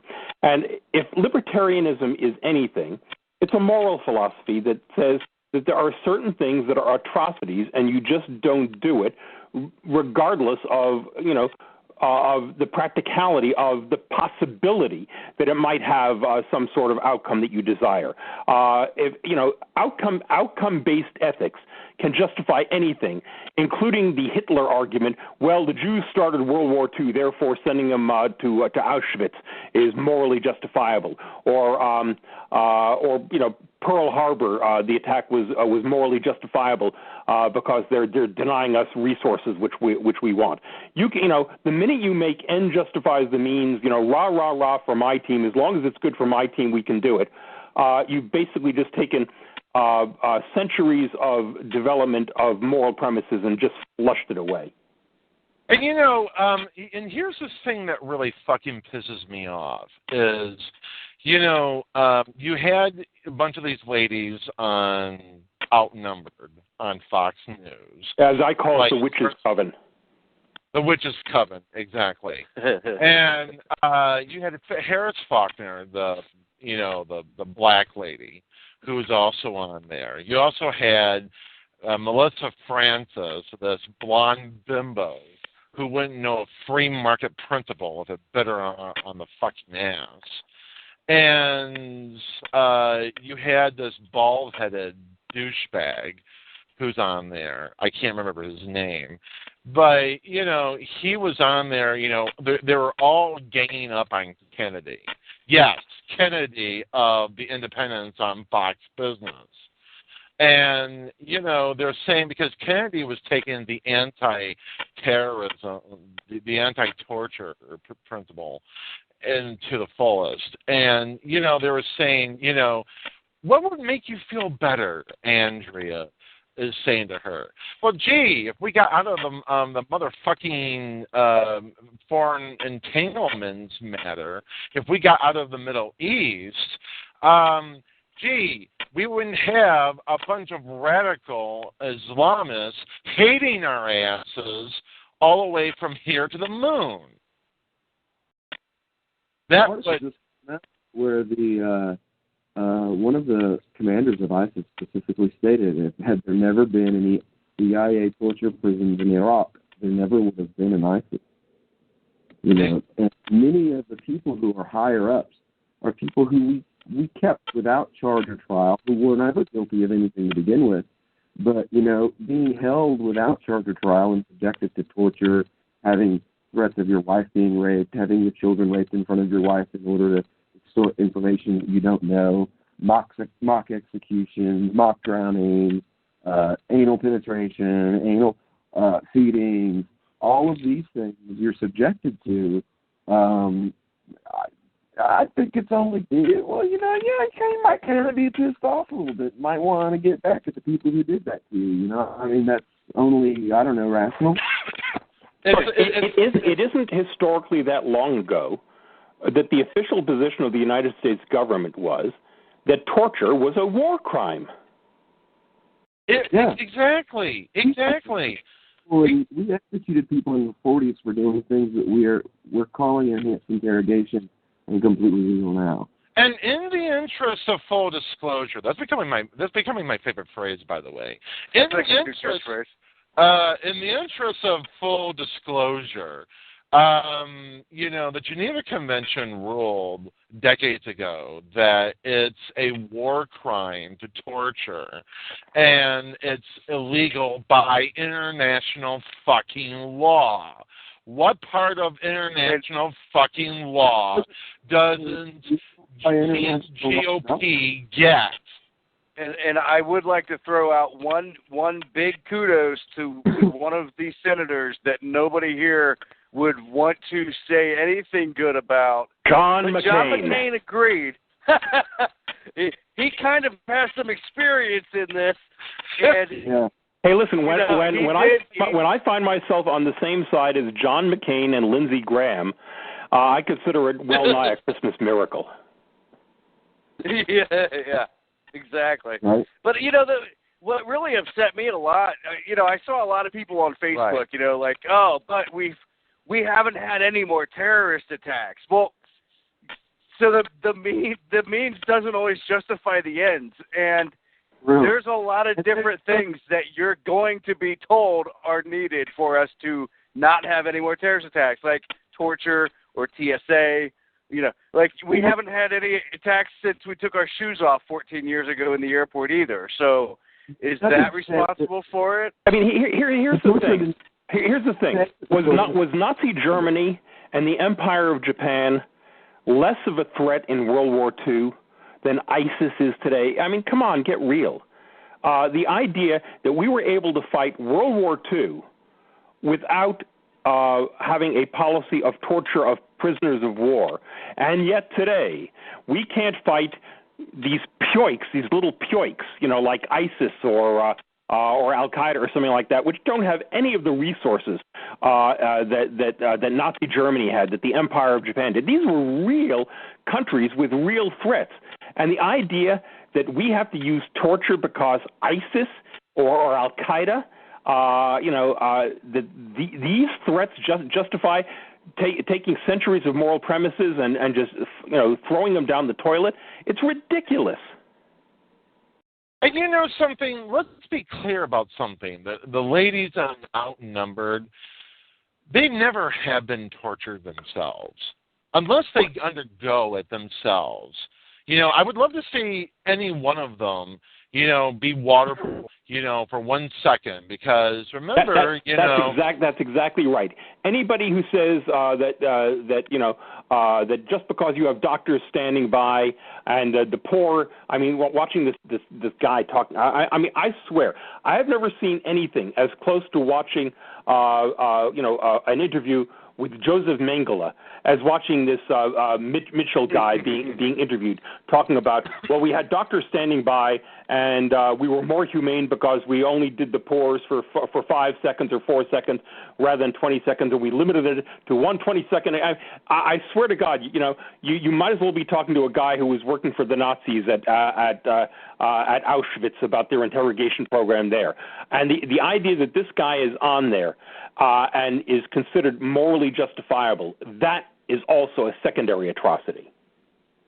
Yeah. I mean, look, you had the Nazis who had medical scientists conducting experiments on the Jews. You can't say that because there was a doctor present that it makes sense. That's exactly what it was. I mean, that's the art. They're using the same arguments for this torture program that if the Nazis would have been able to, would have made in favor of what they were doing as well. Same argument. Guy on Fox News in the morning. He was a radio show host. He used to be on here locally. His name is Mancow Mahler. I think he's broadcast out of Chicago. Yeah, he was originally, and I'm glad you bring him up, Will, because he was the same Republican a few years ago who said, I believe that waterboarding isn't torture, and then he decided to take up the challenge of being waterboarded himself, and he was waterboarded. Boy, did he change his tune on that one really quick. It didn't last 4 seconds, and he was like, no more, I can't do it. No. Torture. That's torture. I take it back. That's torture. Fucking die. Are you serious? We do that to people? No, that is not fucking okay. Yeah, I was on. I've done a lot of interviews over the last few weeks, and one of them with Joe Messina. I made the point that look, if Sheikh Khalid Mohammed is the architect of 9/11, you still have to respect his human rights. Otherwise, our human rights are worthless. Yeah. Well, they've created this new thing, though. Right. Like, when they created a non-combatant or a combatant. You mean enemy combatants? Enemy combatant, yeah. They created this new classification that basically anyone who is decided that you fit this classification, you have no human rights. You have no right to trial. You have no right to be charged. You have no right to face your accusers. Right. You have no right to basically created a cutout for no human rights, and a country which does that is evil. Yeah, we've become Stalinist Russia. We just allow the populace to feel like they have some kind of control because they get to pick one of the pre-selected slave handlers every 2 to 4 years. Right, and here's the interesting that you brought up here, which is, because of the enemy combatant label by itself, they used to be called prisoner of war, by the way. Right, and that's the point. They want to have it both ways. Yeah. They want to say it's a war on terrorists, so it's a war. Therefore, we're allowed to use all the justifications for war. But then, if you capture one of them, they're not prisoners of war because they're not state actors. Excuse me, you can't have it both ways. It's either a war or it's not a war. If it's a war, they're prisoners of war, and if it's not a war, then shut the fuck up. Exactly. That here where I live in Appalachia, we have a few British generals that we have buried in the hills around here. But there was no standing army here when the British decided they wanted to march across the mountains during the Revolutionary War. Everybody that fought against them and resisted them was farmers, and they didn't wear uniforms and military uniforms. They wore civilian attire and fought with civilian, weapons and muskets. And does that justify the fact that the British would torture Americans when they captured them? Does that now make that okay? Would the British now, because the founders said that torture was wrong, that if you harmed a prisoner of war, that to killing you, that's what Washington said, up to killing because of the shame. Right, or you could even extend that to the Japanese who were, interred here in the internment camps here in the U.S. I mean, they were even tortured too. Japan, but even though we went so far as interring them, which was a completely unjust action, at least they didn't torture the Japanese people here. And that's kind of how the nationalist justifies it, is that, the Japanese, they caught our people and they tortured our people, and we didn't torture, we eventually let them go. That doesn't rationalize it. It's still like one of the most disgusting things our government ever did. But still, that was World War II. There was a bombing. Thousands of people died. It was Pearl Harbor. There were, rumors of submarines off the coast of U.S. cities, but we still weren't torturing people, even though the other side was. Well, it's more than rumors of submarines. There was, in fact, submarine warfare off our coast. As a matter of fact, Nazi Germany had a campaign of submarine warfare against our coastal cities that was so effective that FDR basically ordered an entire news blackout on it for fear of creating national panic. Wow. Right. Jim, you were in Iraq in Operation Desert Storm. When you were in the military, did you guys have to torture anybody, or was rendition part of the job, or was your unit involved in that?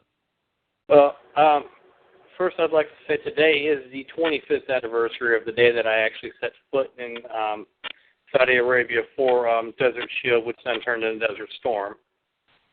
That war was, it was a war, but mostly a slaughter. Was a lot different than what's going on now, but no, there wasn't. I'm not aware of any torture, any rendition, none of that. And actually, that war is largely fictional the way it was reported.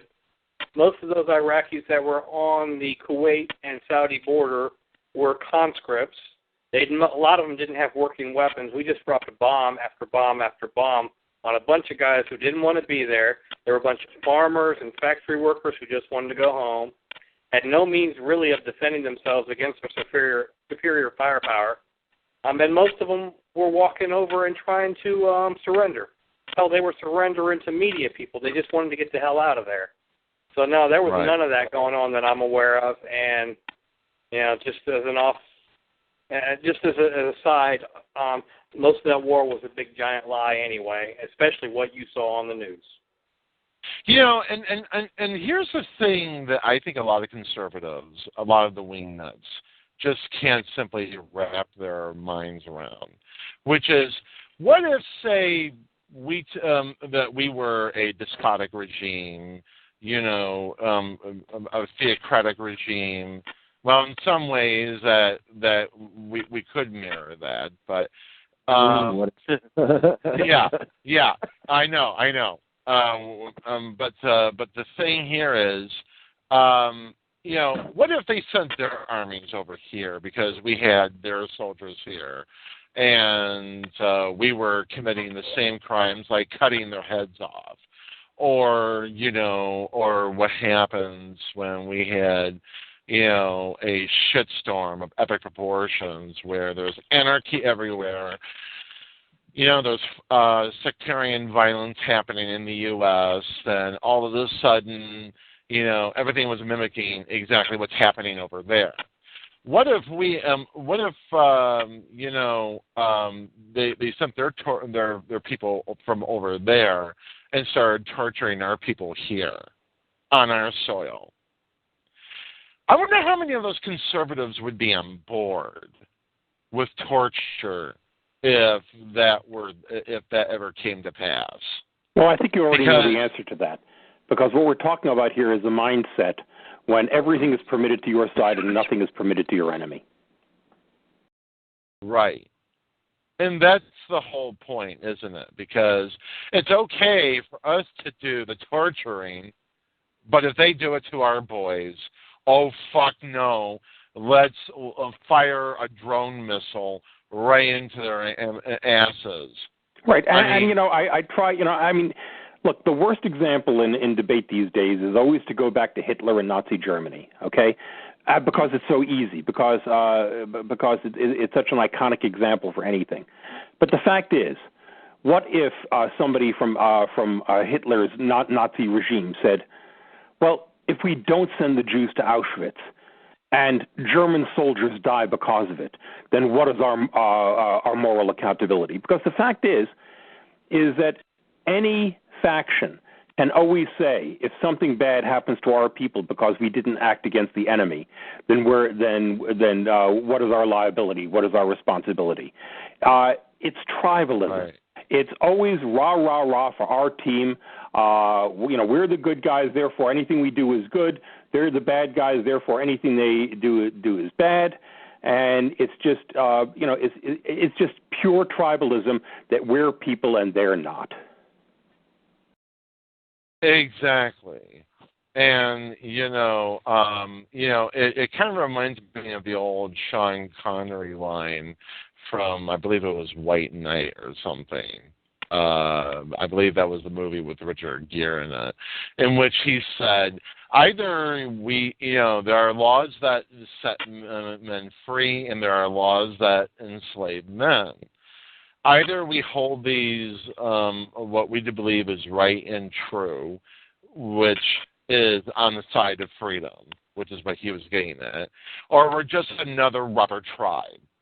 We might as well call ourselves rubber tribes as one collective entity, which is the United States government, because that's exactly what we're doing. We're going into these countries, we're sending our armies there, and for all we know and for all we care about, we might as well just say, hey, want to become the next state in the United States, add you to our union, we'll pin a star on you and take it over. I mean, that's I mean, they might as well. We might as well just conquer them and just say, okay, we're going to, you were either worship us as some sort of a political god, a deity of some sort, or we'll just smite you from the sky. Well, the odd thing is that if we did add their territory to as states in the Union, then suddenly they're all entitled to lawyers. Right. Exactly. I mean, there was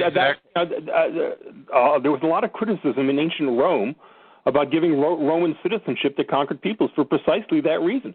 Suddenly they had the rights of Romans. Right. Jim,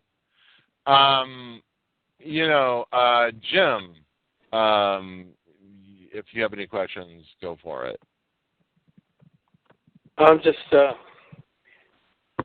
I'm wondering what else is going to come out of this now that the report's out there. What else that hasn't been released is going to pop out? Anybody got any ideas, heard any inklings, anything that you've heard through your friends in the political grapevine with regards to maybe Anonymous popping something out, or any other guys out there doing that? You talking about North Korea? Oh, well, well, when it comes to the intelligence files, I would love to see, Anonymous do something about those intelligence files the same way that Julian Assange did with WikiLeaks about getting those cables and whatnot. But I think, a lot of, and this is the thing that really gets me about, this last point on the CIA files, which is, they're saying that it's going to, bolster our enemies, that it's going to harm America, that it's going to harm the troops.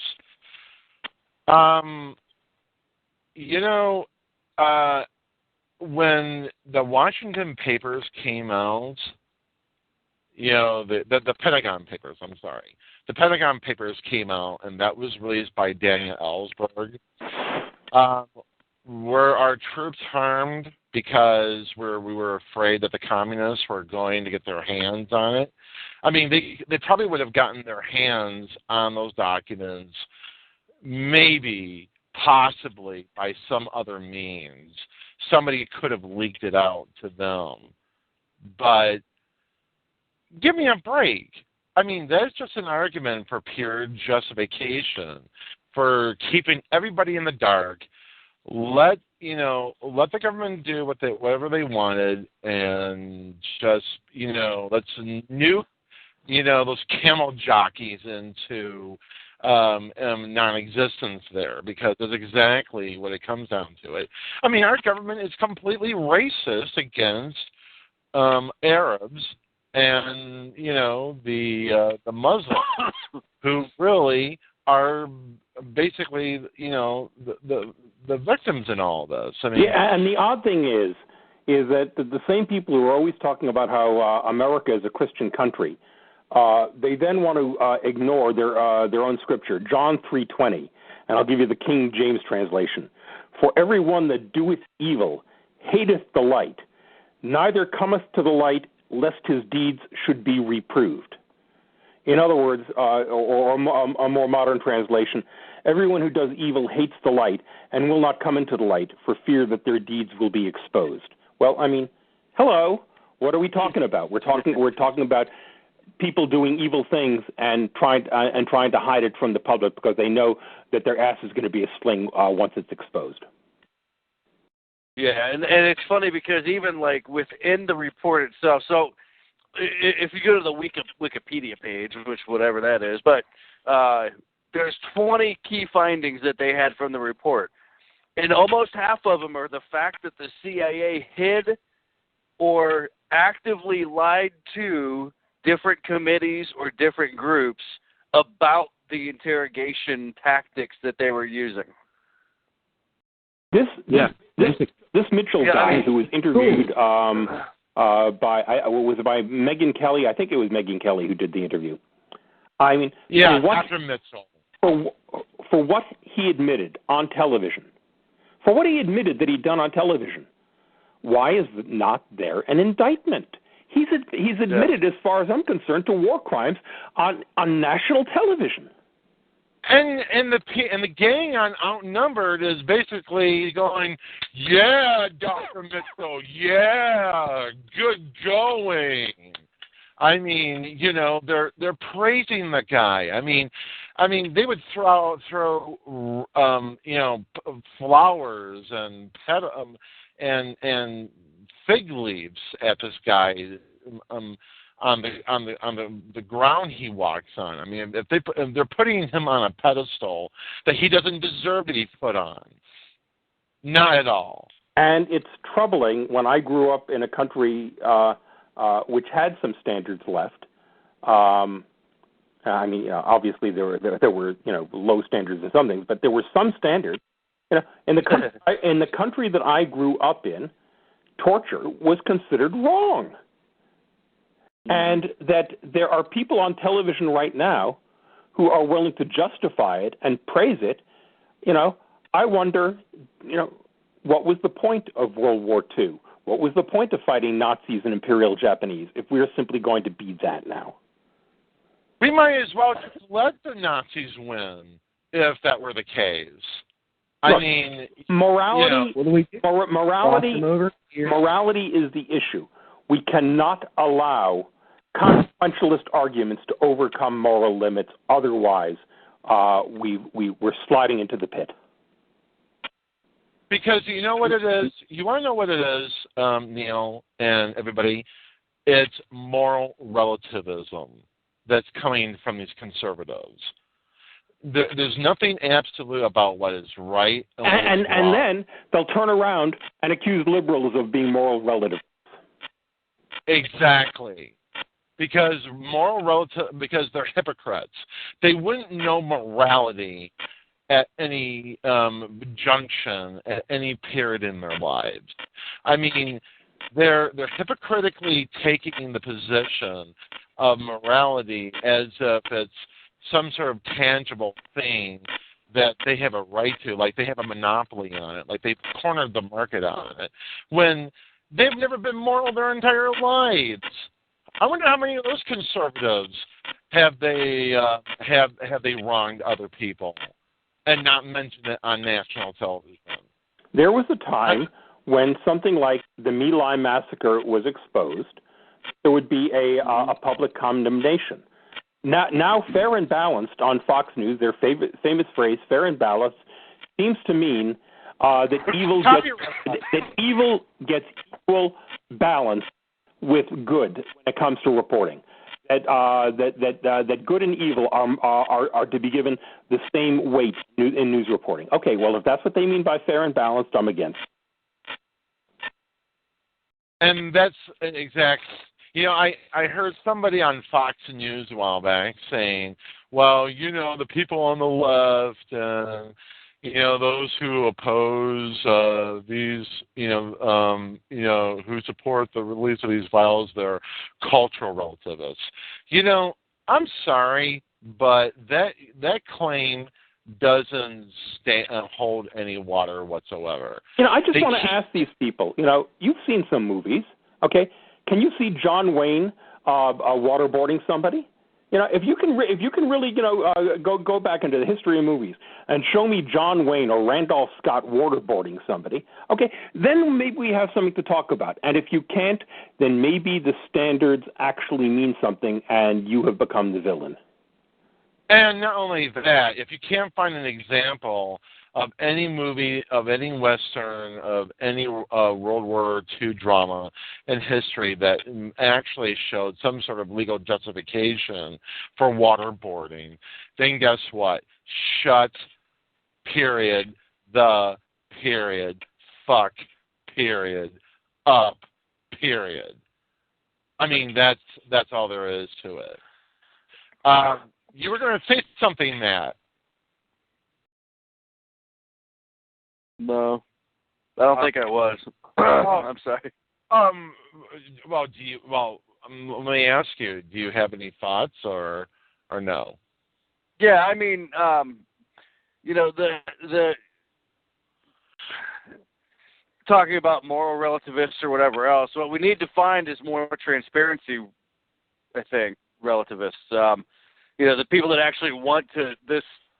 Like again, in that report, it talks about how the CIA lied to the White House. It lied to the Congressional Committee. The CIA lied to its own internal department of investigations when it was going through this, when they were going through the interrogation stuff. It's like,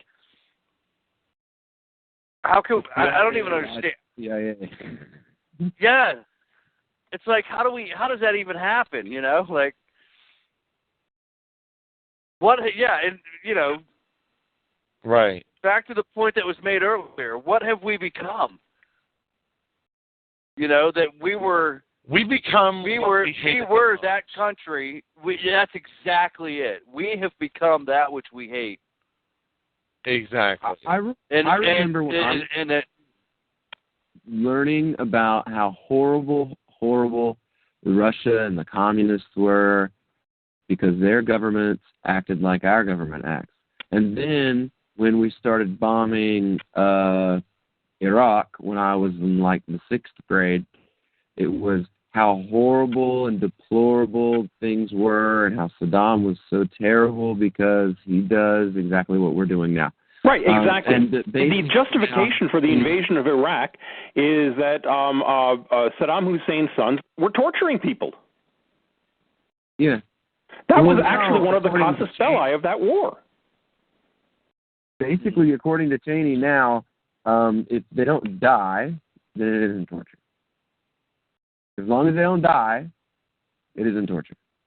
And otherwise, free. Yeah, right. And when you have Cheney who goes on Meet the Press and says, well, the release of the CIA files is just a bunch of hooey, it's just crap. Oh, what I loved most about that interview with Cheney is at first he said, it's all crap. And then you get 15 more minutes into the interview and he says, oh, I haven't read it. Well, if it's crap, then how can if you haven't read it, then how can you say it's crap if you haven't read the damn report? Exactly. In other words, excuse me, Mr. Vice President, but if you call something crap and then you say you haven't read it, that's crap. That's the definition of crap. Yeah. Exactly.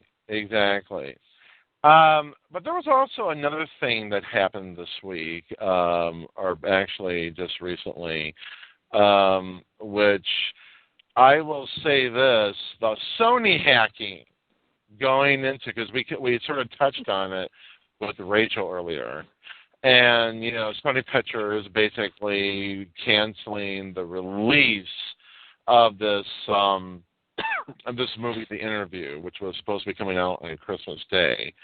And, this movie, which is supposed to be funny, it looks funny. I mean, the fact that these reporters who are trying to interview him end up killing Kim Jong-un. And of course, the whole idea is that North Korea is somehow involved in hacking into Sony's servers and, getting into their documents, yada, yada, yada, saying through the Guardians of Peace, this group, that, yeah. And, yeah, that's funny.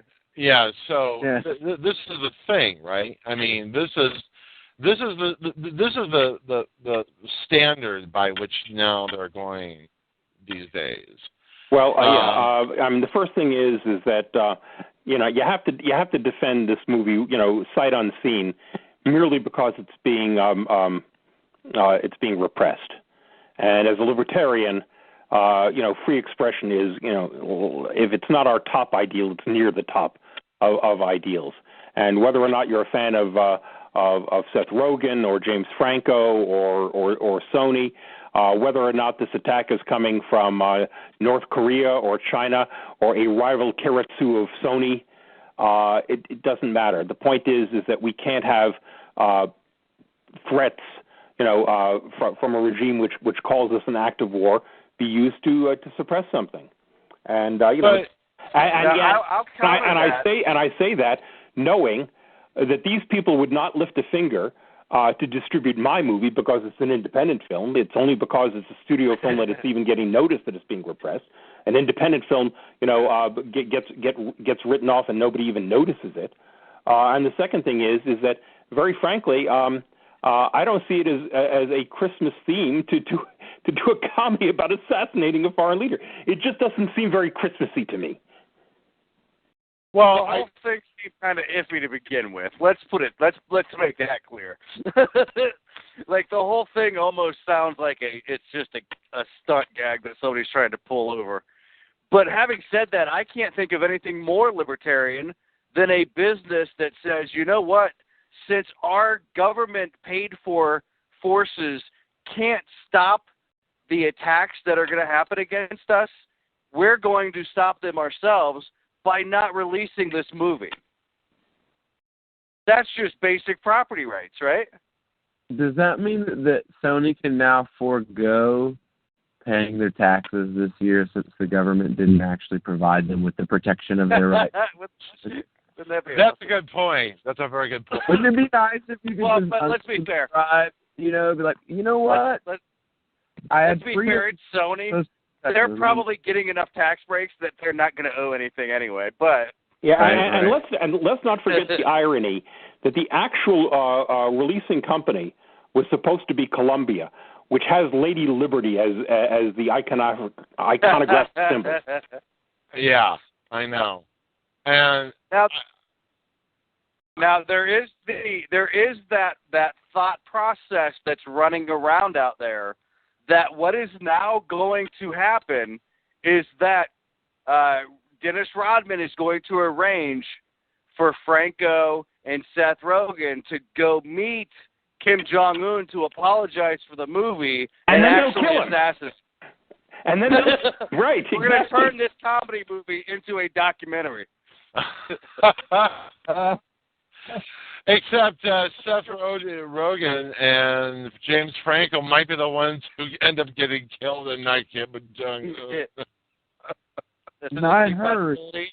That is a distinct possibility, but it is a risk that I am willing to take. And by the way, does anybody recall that it was only a few years ago that there was a movie about the assassination of George W. Bush? I don't recall anybody threatening to bomb movie theaters over that. No. I don't believe that there's any bomb threats or any of that other crap that people are talking about. I believe that that's all complete nonsense. Even if it is real, it's North Korea. Yeah, They can't launch a rocket over Japan without having an accident, much less bomb a movie theater in the United States. For real. Shit, they're not even past the Crouching Tiger, Hidden Dragon stage. I mean, they're not gonna. I mean, what do they have, like nukes they're gonna send to Sony? I mean, I was reading an interview that they did with a guy who used to work with Anonymous, and basically his opinion was like, I've seen what North Korea is capable of, and it's not it's not this. Like they couldn't pull this off. They don't have the technological capabilities to do something like this. Right. They don't, So I mean, if the hacker community thinks it's bullshit, then I'm gonna go with the people who know what the hell they're talking about, not with the idiots on the television. This guy. The most advanced thing they have in their country is like an Atari TSR 2600. Exactly. So I mean, I'm not really that worried. Well, I guess that brings the question: are these people really wondering if we're going to have, more movie companies experiencing threats from other countries that take jabs at their leaders? Look, let's be honest here. The biggest threat to the established movie companies is YouTube. That's right. That's exactly right. Yeah. That's exactly I watched right. Hercules on YouTube yesterday. It's an awesome movie. Yeah. Well, now, wasn't that one of the hacked movies, though? Oh, wait, maybe not. Well, yeah, I mean, no. It's a beautiful, perfect HD 1080 quality copy of the Rock Hercules movie. I watched all of it. It was on YouTube on my Xbox 360. It was beautiful. I was going to ask you, was it the Kevin Sorbo version or just the actual movie version? No, the movie. Okay. I didn't like that TV show when it was on when I was a kid. Right. Oh, I love that show. Yeah, but I didn't like it either. That Xena. That and Xena, exactly. But but that's the thing. I really question the whole thing because, I mean, come on, a bunch of hackers wanting to get into Sony. Why did they stop with Sony? Why didn't they just go into the government if that's true, what we're being told? Look, I don't even. I mean, everybody's talking about the hacking aspect of it. Okay, that's the least interesting part of it, as far as I'm concerned. The part that I'm concerned is that there was a threat. The major exhibition chains, the movie theater chains, said we're not going to put this movie out, and Sony basically said, well, we have nobody to distribute this, so we're pulling the movie and writing off the production budget and all the money we've already spent on advertising. That's the part that disturbs me. What disturbs me is that a movie which was scheduled for release got unreleased because of the threat. That's the part that bothers me. Really? What kind of wasn't there like all kinds of threats when Jesus Christ Superstar first came out? Not only Jesus Christ Superstar, but the Last Temptation of Christ. Last Temptation of Christ. That was the one. That was a big one. I mean, you had the Ayatollahs making fatwas against the maker of the Last Temptation of Christ. Like at the same time that they were making fatwas against Salman Rushdie. They had bomb threats and all kinds of stuff, I heard. So, and none of that prevented these films from coming out. So what the hell has happened since I was, 5, when those other movies came out, and now? Like, what's happened in the last, 28 years of my life? I think that part of it has to do with the legal liability climate. That if somebody did get hurt in a movie theater, during a screening of the interview, that the liability would bankrupt them or something like that. But I mean, when I was on Russia Today, I made the point that when you have a situation like this, and here I find myself in agreement with George Clooney, the entire industry, exhibitors and distributors, all the studios, should have gotten together and said, we will join in the common cause to share the liability on this release. Right. And, what I find particularly objectionable is the whole ad that is coming from, I mean, I understand, the concern about why the movie was being suppressed and so forth, and I'm against the whole suppression of the movie 100%. And I think that's great what George Clooney did. I mean, he tried to get this petition out, but nobody wanted to sign it. I'd be the first person who would, sign that petition no matter what. But, the question is, there's been talk about, supposedly Iran and China and Russia were also involved. I mean, this is starting to sound very cartoonish, don't you think? I mean, maybe the problem is that it's more Austin Powers than James Bond. Yeah.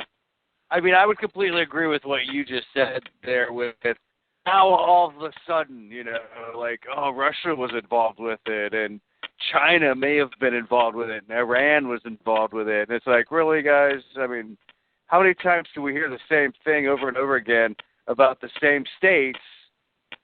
I mean, different circumstances. Maybe this time it's a movie, or it's hacking into a company in America, not even an American company. It's a Japanese company, But but it's always those three, right? It's always Russia, Iran, and China, and that's our new evil empire, I guess. I don't know. It drives me crazy. Right. I just don't. And the problem is, understand it is so easy to get distracted with, the endless possibility of conspiracy theories here. Yeah, that's the problem, though. But we don't nowadays anything happens, and automatically half the people say, "Well, it's a false flag." Well, that's going into Alex Jones territory there. But but that's the thing. I mean, 10 years ago, when Team America first came out and they were taking their jab, Kim Jong-un, I thought it was Kim Jong-il. Well, it was Kim Jong-il. When Team America came out, it was Kim Jong-il. Yeah. It was Kim Jong-il. Okay. Well, if they were taking jabs at him, they didn't actually have the technology to shut down the release of that film and the monetary amount of money that it was making in 2004. 10 years later, all of a sudden, they're past the Atari 2600 stage or the Windows 95 stage. I mean, come on.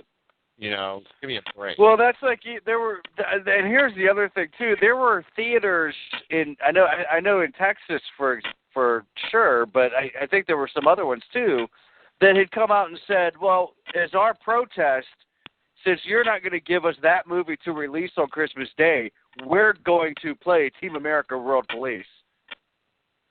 And then Paramount, who controls the rights, said, no, you're not. Right, exactly, yeah. They got shut down by Paramount, and they said, no, we're not going to let you do that. Well, so Alongside Night is available. If all of these chains need a movie to replace the interview, I'd like to recommend Alongside Night. The word North Korea is nowhere in it. You know what? That would be a great idea. I say we put up a petition, a change.org petition, demanding that Alongside Night be put in the interview's place, and let people flock to see that movie in record numbers and soaring numbers, the likes of which the movie industry has never seen before, and it becomes a huge bust of success. Well, God bless you. Go and do it. Absolutely. Please do that. I would love to see that happen. I would love to see that happen, and I will definitely write up a petition saying, instead of the interview, go see Alongside Night. Please put it out there. Some independent distributor, put it out there, or some big distributor, put it out there. How about Sony Classics? That would work for me. Yeah, that would work. And if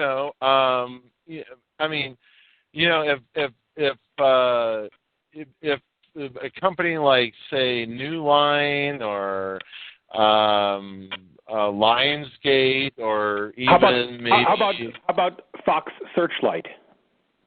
Fox Searchlight.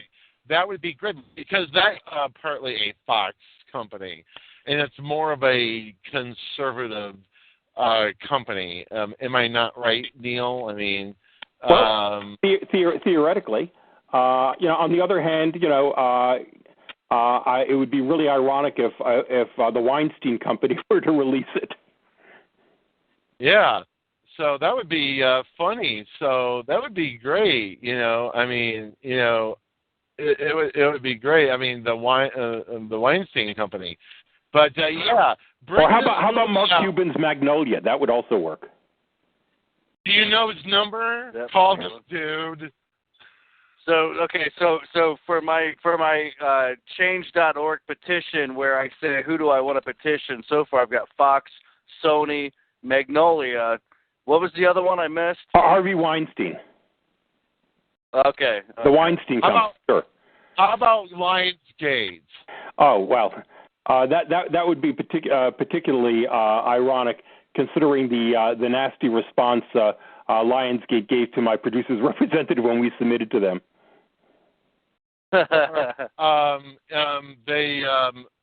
Or how about Bad Robots? I mean, that would be. That's a production company, not a distributor. Oh well, but you're right. But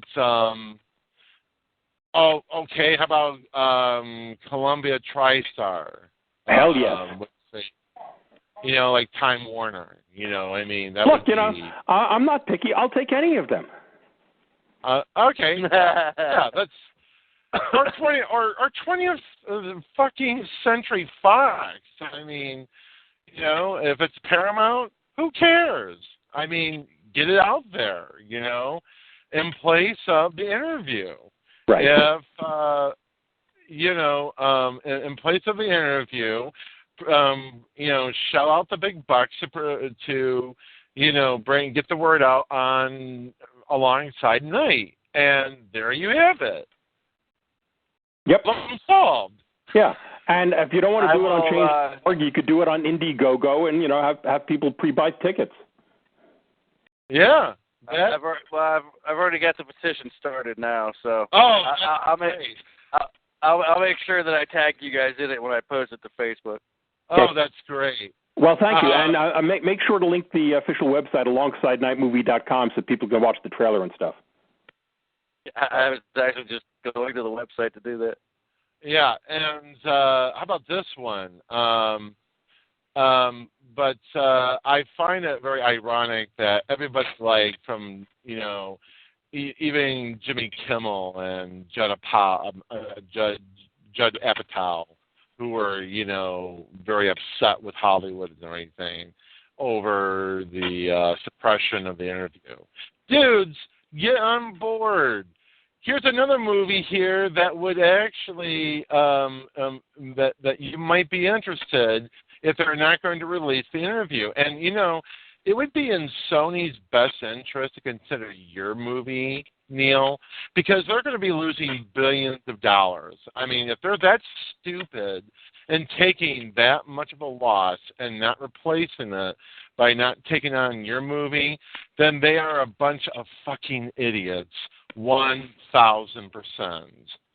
Well, I do think that Alongside Night is a worthy substitution for the interview, but being the writer, producer, director, nobody's going to listen to me.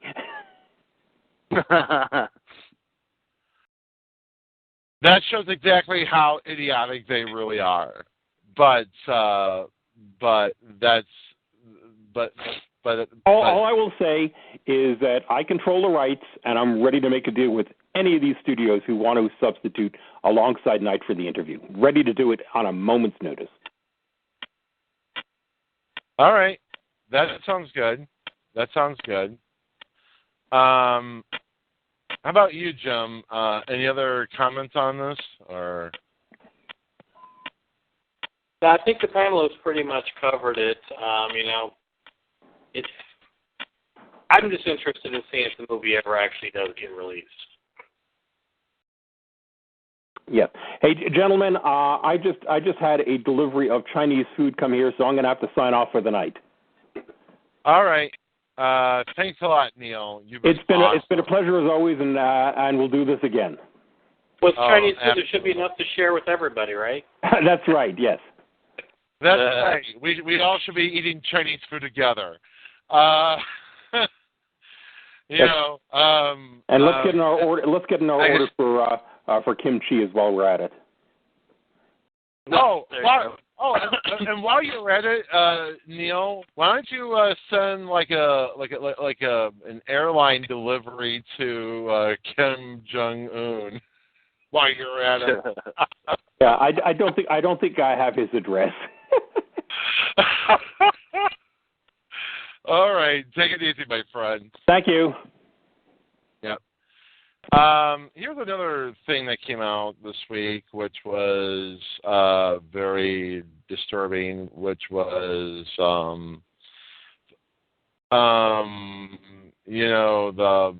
finally, I know this really isn't so much of a liberty issue, but it's kind of interesting how the media is making a big deal over it, which is the Stephen Collins child molestation issue. And that's been yesterday. Did anybody catch that interview yesterday? And if so, this guy's career is toast.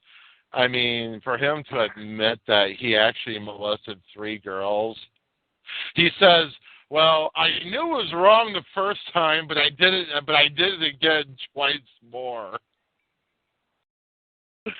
Yeah, I mean, I didn't see the interview, but just based on what I've read so far, what I've seen, wow.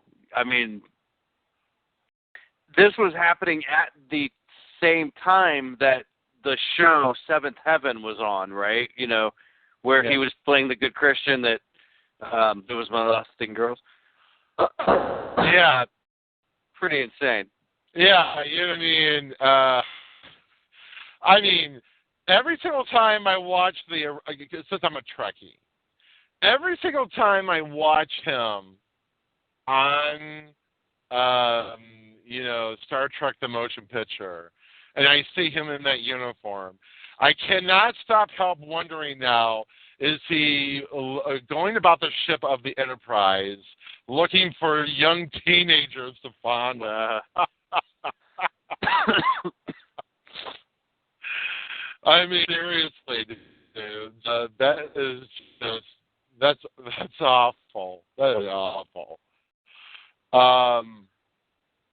But as it says, but here's the thing. The one thing that really gets me is, Hollywood is going to actually get rid of this guy. They have made him out to be a pariah. But then again, when you had somebody like Samantha Geimer, the victim of a famous film director, that Polish director, I just lost thought of his name. The Roman Polanski, that's who he is. Yeah. They'll rally behind that guy. Right. I mean, it's sheer hypocrisy. Yeah, that's exactly what I was just going to say. I mean, I don't see the difference except for the fact that it happened 20, 30 years later. Because I think Polanski was like 60s, right? 60s or 70s when his happened, and this guy's happened in the 90s. Other than that, what's the difference? Yeah, really. There's really not much of a difference in my opinion, but I mean, they just like him young. And that's not a Chinese quote there. But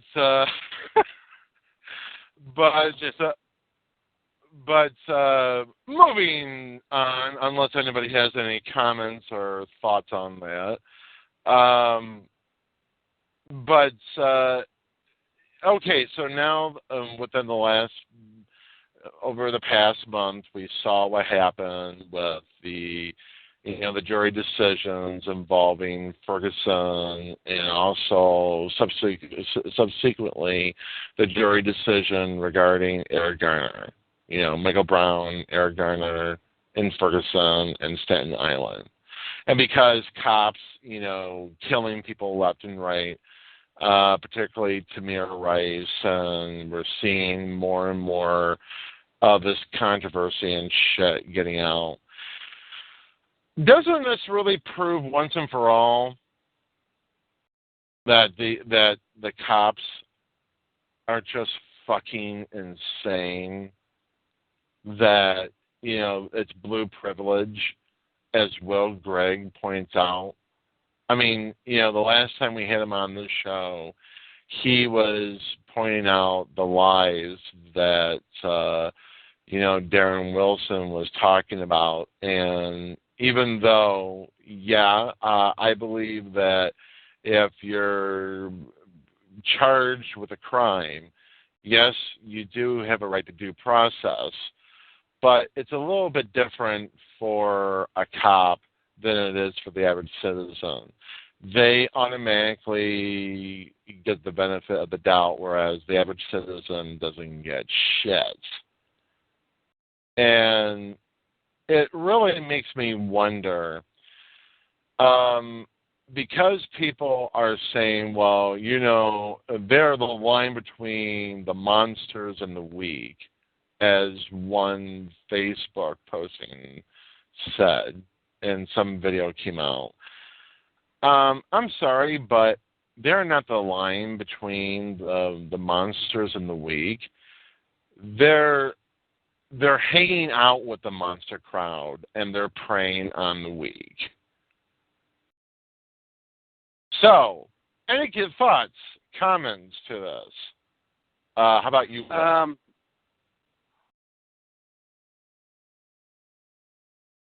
Go ahead. Go ahead, Matt. Yeah, I mean, I think that, you know, and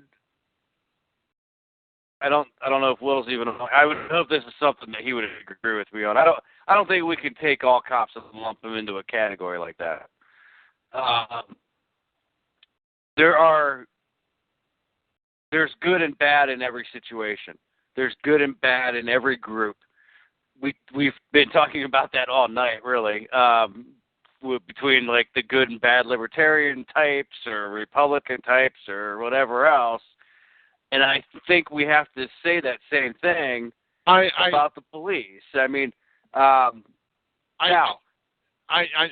before you go any further, I just want to point out, I just want to clear this clearly on the record that I'm not anti-cop.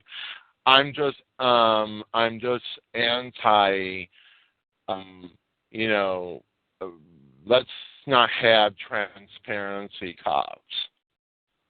You know, I mean. So, yeah, I completely agree with that. I mean, there is no reason why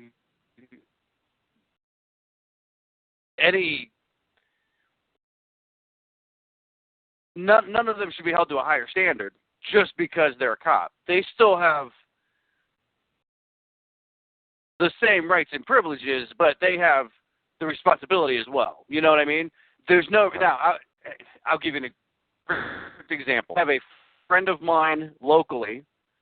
Her and her daughter were in bed sleeping 9:30 o'clock-ish in the morning. I want to say it was on December 12th, maybe. Actually, it may not have even been that long ago.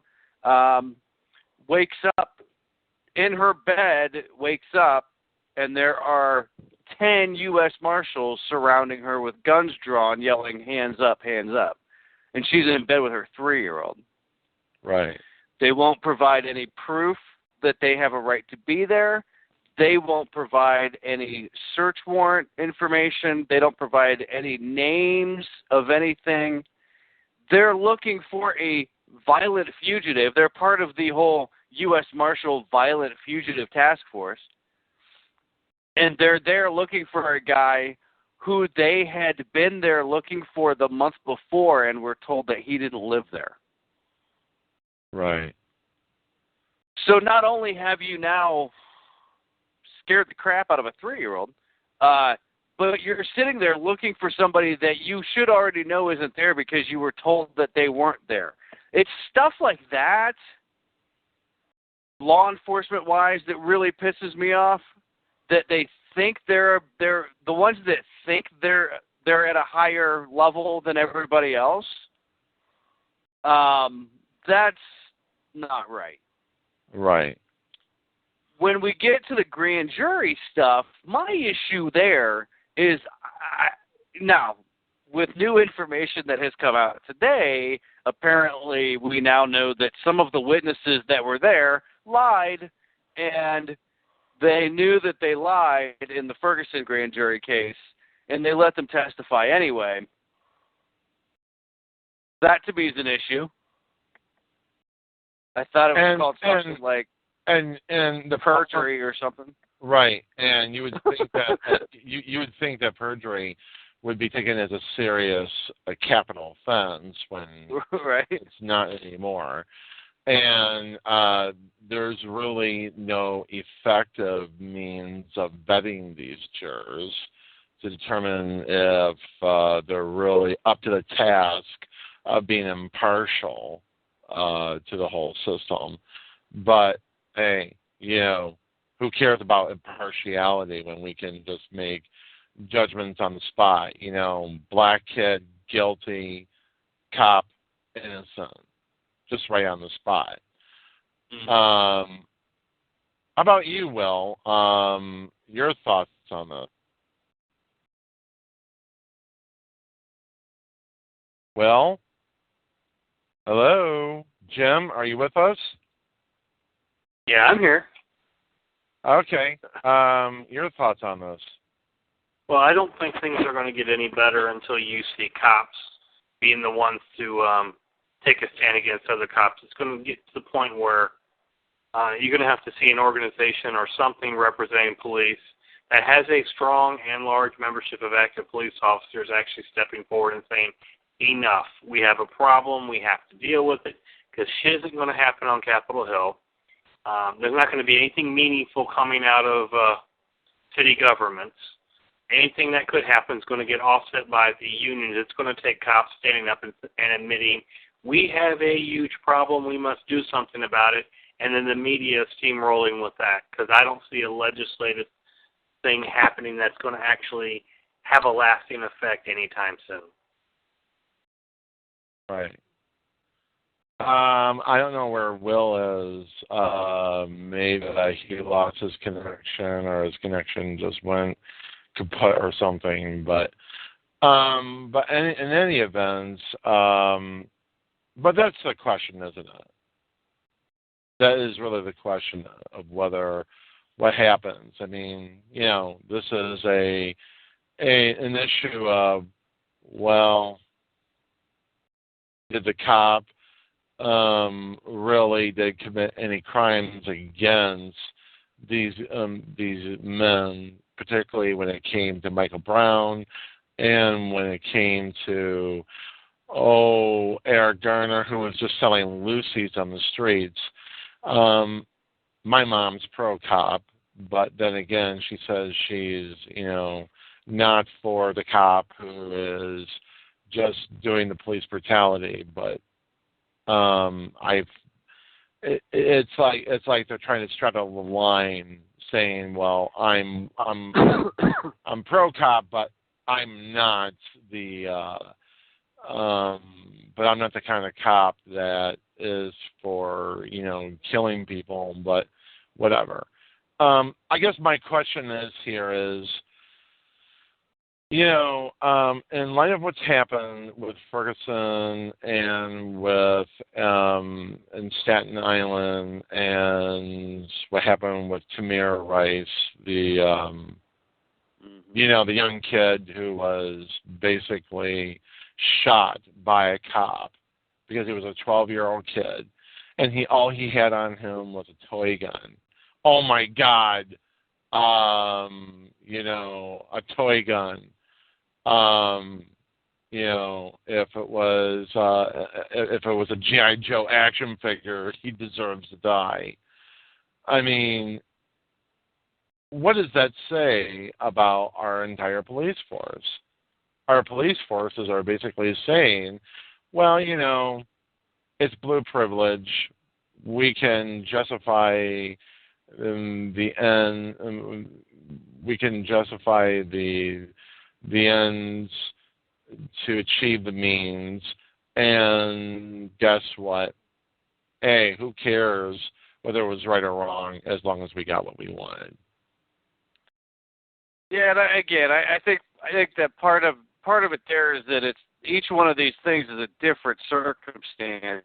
The Tamir Rice one, for instance, the police fucked up. I mean, they stopped next to the kid rather than stopping 200 yards back where they should have and would have had time to think. They pulled right up on the kid. In in the that one, I mean, that one's local to me, so I've heard more about that one than I have about any of the other ones, obviously. But then you have John Crawford at Walmart here in Ohio as well, who's walking around with a fake gun, but he's just walking around with it. It's a toy gun in a store. I can't imagine having a toy gun in a store. Maybe he was going to buy it for his kid or something, which is what people do. And then somebody calls the cops because there's a black Walmart that's carrying a gun, and then they storm in and they shoot. I mean, that's another one where it's like there wasn't a lot of common sense there. It seems like. Right. I mean, but here's the problem, though. I do buy the belief that Michael Brown committed a crime, and yeah, he did commit a crime by. Yeah. But by killing him, the store owner who was robbed never gets to be made whole. He doesn't get the restitution. He doesn't, get the justice that he was looking for. He ends up losing out in the end here. What they could have done was arrest this kid, bring him on trial, and find out what happened. But no, they had to, even Darren Wilson only had a taser on him. That says something right there. How about you? No,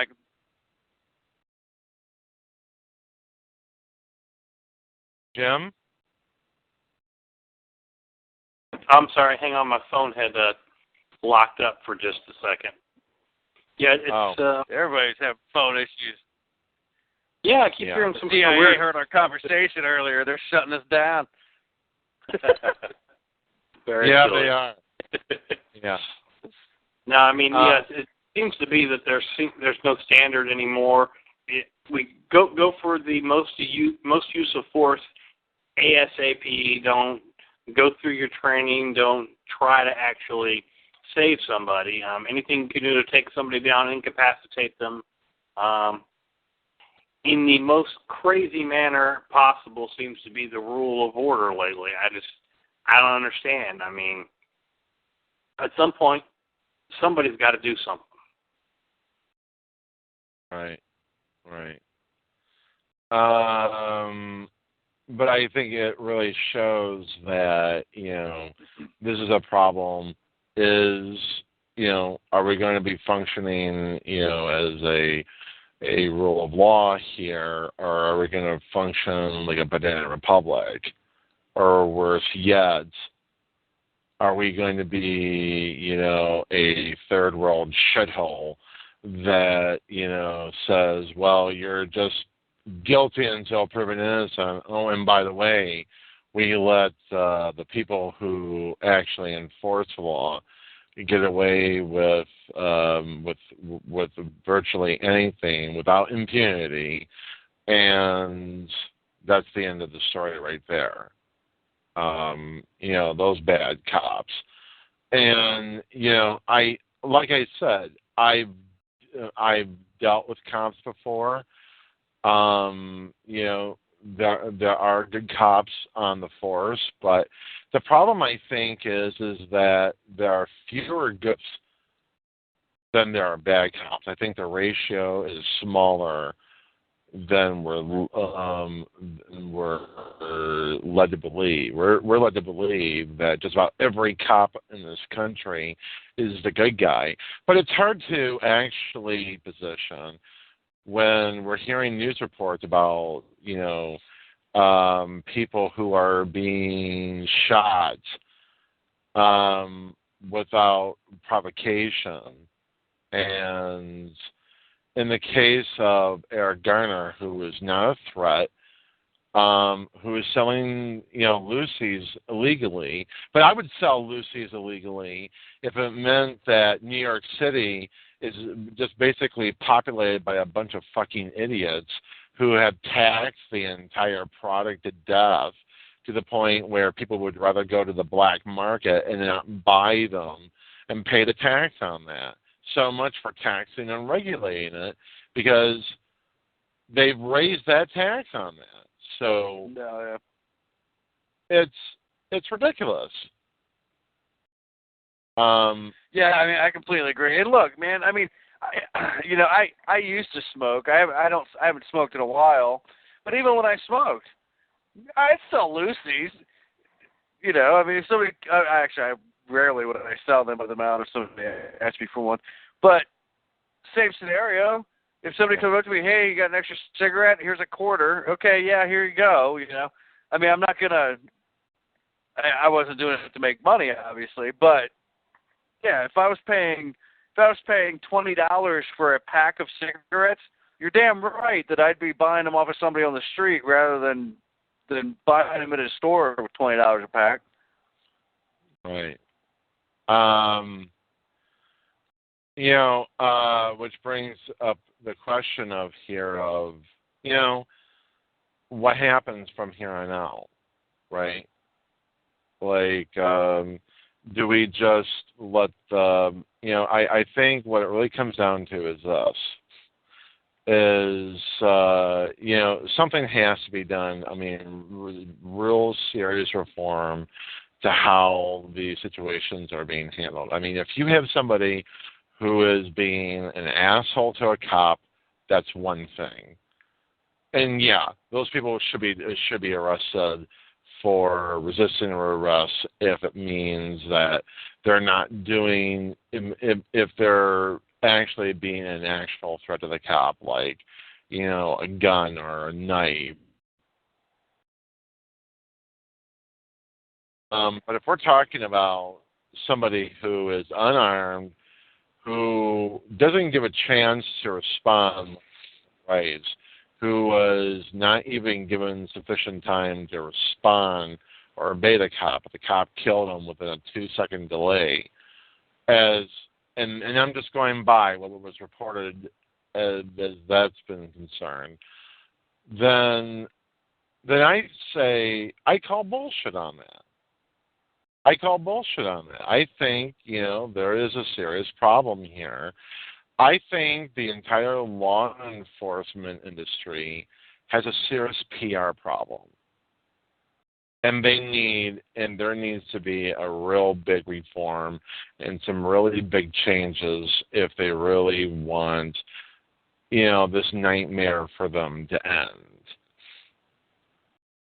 Yeah, I completely agree. I mean, right now, I would imagine that right now,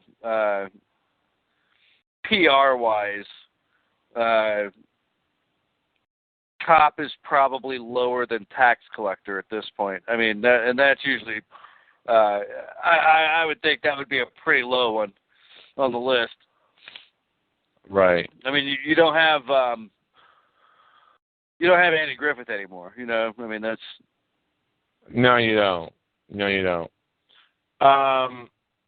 Here's another topic here that came up during the week, which is the UVA rape story, or the alleged rape, according to the Rolling Stone article. And I've read I've read basically just about maybe 40% or 50% of the article. And this is a long-ass article. And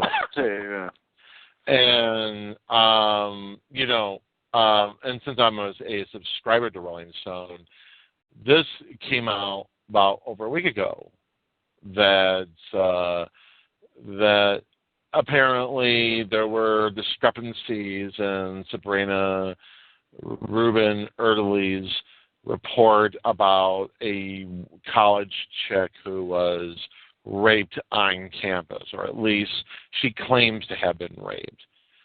Now, whether that actually happened or not remains being. If really raped, then that's terrible. But it's starting to look more and more like no such rape ever happened. And I'm starting to. I'm not starting to. I'm way past that point of thinking. I don't think there is a girl named Jackie, and even if there were such a girl named Jackie, whose real name is not exactly that says she lied, she made it up, and you've got a reporter like Sabrina Rubin Erdely, who is just basically stealing glass with tits. She basically decided to write this entire piece, which is a bullshit piece. It's a hoax, a contrivance, and it just shows that this is exactly what's happened to journalism. But then again, some journalists have been known to do this. So the question is, and here comes the question: does anybody really believe that a rape happened at the University of Virginia? I mean, is the Rolling Stone article correct, or was it just a pure fabrication, as many seem to believe? I think the article has fallen on its legs. Yeah, I think so too. And I think that the issue you run into, especially, and I think that we see it more and more and more in today's environment. And you have the Lena Dunham book that came out and all the crap that she's talking about in that book, and you have this thing. It's all look at me, look at me, look at me. And this girl who comes to her, whatever her name was, Jackie or whatever, but tells this story, and then the reporter who I feel bad calling her that, because it really does a disservice to the people that are actually reporters.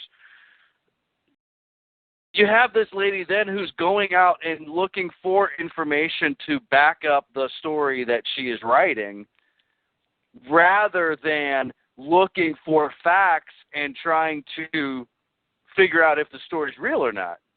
Right. And so you end up with this lady that's got this fantastic story that ends up getting a lot of people in trouble because she never fact-checked the damn thing, and because it was more of it was more of a work of fiction than it was an actual news article. And the Wingnuts did get it right this time. That that the left basically contrived this entire article. I'm a subscriber to Rolling Stone, and when I first started reading this article, I'm thinking, okay, she's raped by 7 guys. She comes to this frat party, this Psi Alpha Phi, or Phi Kappa Psi. Phi Kappa Psi, whatever. Yeah.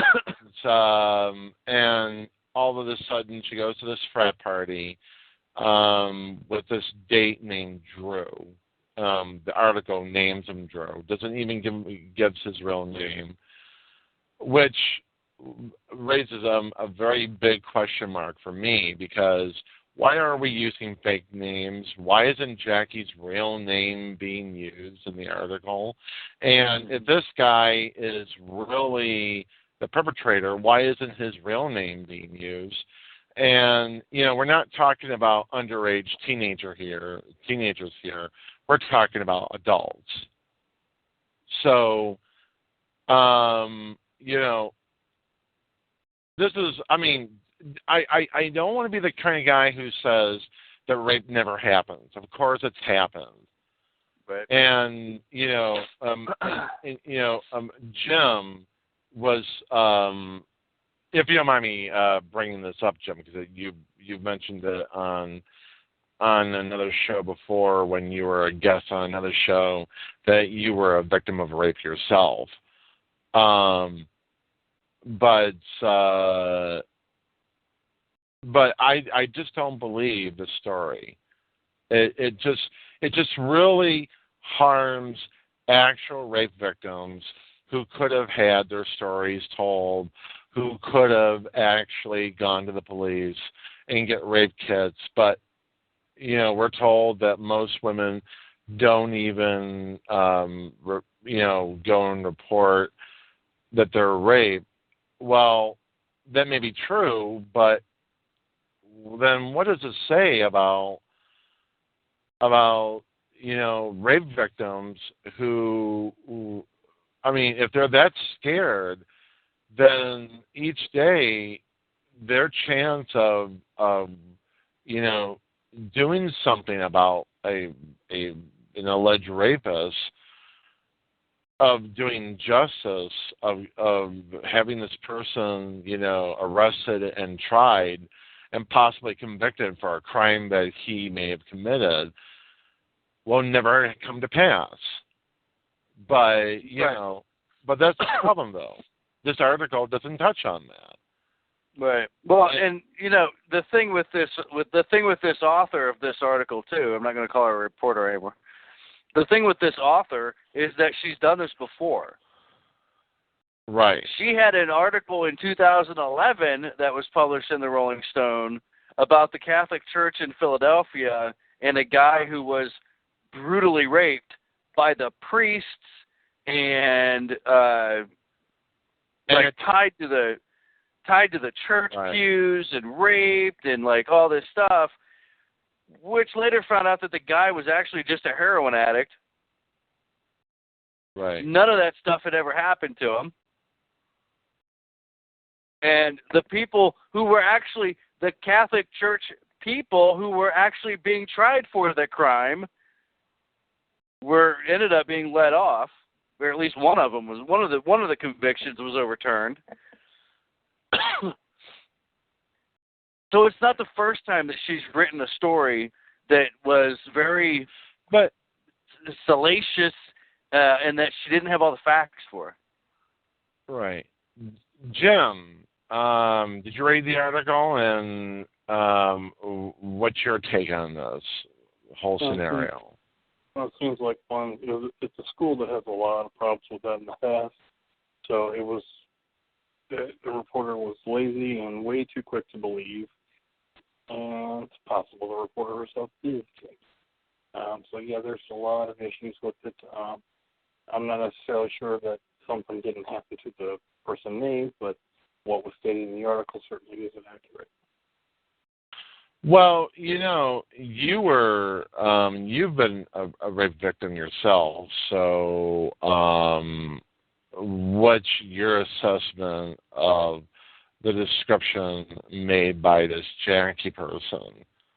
You think there's any weight to it? Well, scenarios like that do happen. I don't think what that article describes actually did that way. And too many people to refute it, and it's fishy and sketchy. Right. I mean, the whole thing about she was gang raped by 7 different guys. Okay. Usually rapists don't come out in numbers like that if they're going to commit a rape. It's usually one guy and not 7 guys, not even 12 or 20 or fucking 100. I mean, it's not like they're taking a number at the DMV and saying, wait your turn before you actually rape the shit out of this chick. But,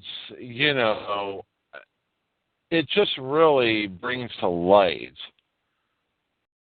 a lot of questions. And one of the questions happening to be, did this girl, Jackie, say happening? And then it turns out that her story was measuring up to be, at all, that she started changing some aspects of her story. I mean, initially she said, well, she got up, walked down. She was bleeding because she had shards of glass after being pushed by somebody onto a glass table, and the table came apart, and some of those shards of glass went right into her back. Well, if that's the case, then she would be bleeding. And the first thing that anybody at the party didn't notice was a bleeding chick all over who had claimed to have been raped. And people are starting to think, well, the details that she provides are not exactly true. What does that say about, rape victims? What does that say about, and by the way, I just want to make it clear that I don't buy into the bullshit of rape culture. I think that's just a made-up fantasy that a lot of feminists have because they think that anytime a guy is interested in a girl, in college, he must be having rape on his mind. Like he really wants to put her down and just give her a good time and give it the old college try of let's make a peace treaty. No, I mean, thoughts on this?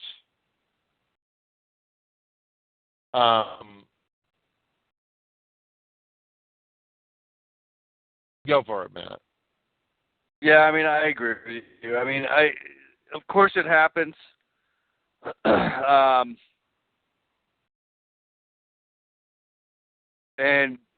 I'm going to try to make this not sound as insensitive as I think it's going to sound. Part of it happens because of what happens at a college frat party. And that is typically large amounts of alcohol being consumed by underage guys and girls who don't know what the hell they're doing, who then turn around and do stuff that they don't know what the hell they're doing. So yeah, I definitely think that is right. Again, I don't want to call it rape culture, but it happens.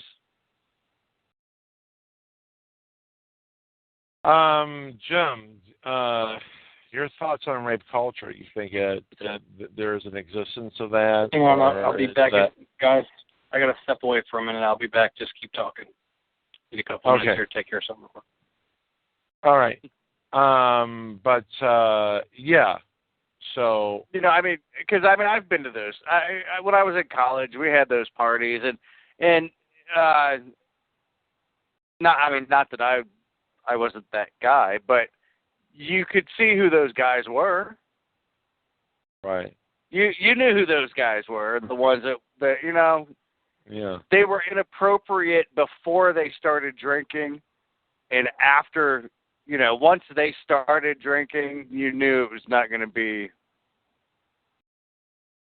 a good ending,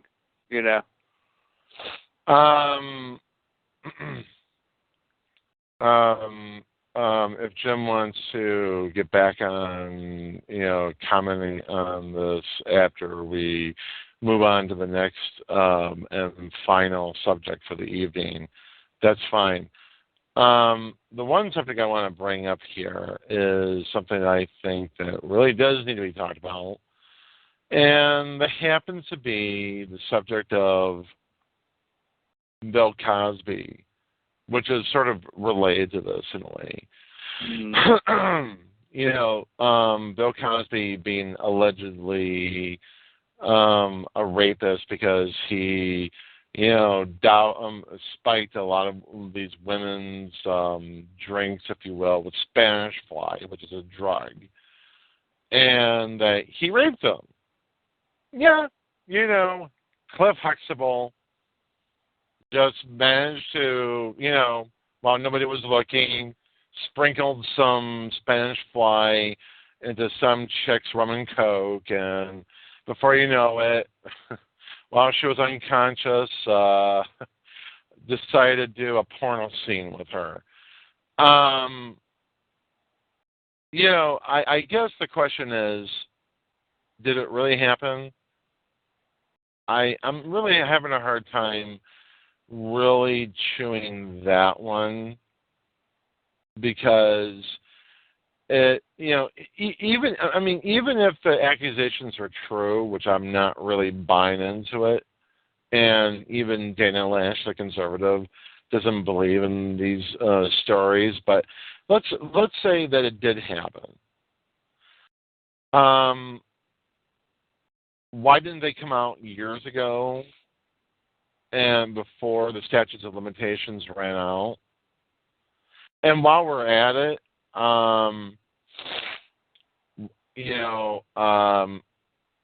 if these things did happen, well, aren't they just doing this for the money? And I've heard it before from some of them saying, well, it's not about money. We're not doing this for the money. We just want to get our stories out. I say bullshit. I call bullshit on this one. What say you guys? I don't know. I'm kind of split on this one, and here's why. Because when it started, when these accusations, and when I say started, I should say started most recently, because these have been going around for 10, 20 years now. There's been lawsuits settled and whatnot. When it started coming out again, it was like, I don't know who any of these people are.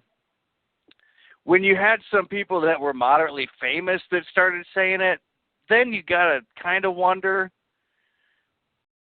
But then you also, on the other side, have the girls from the Cosby Show that come out and defend him.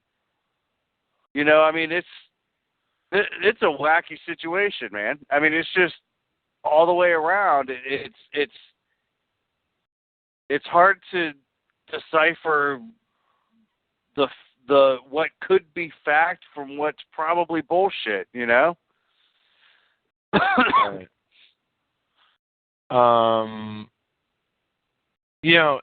Even his daughter came out saying that, well, my father is innocent, and these women who have made these allegations should go to prison.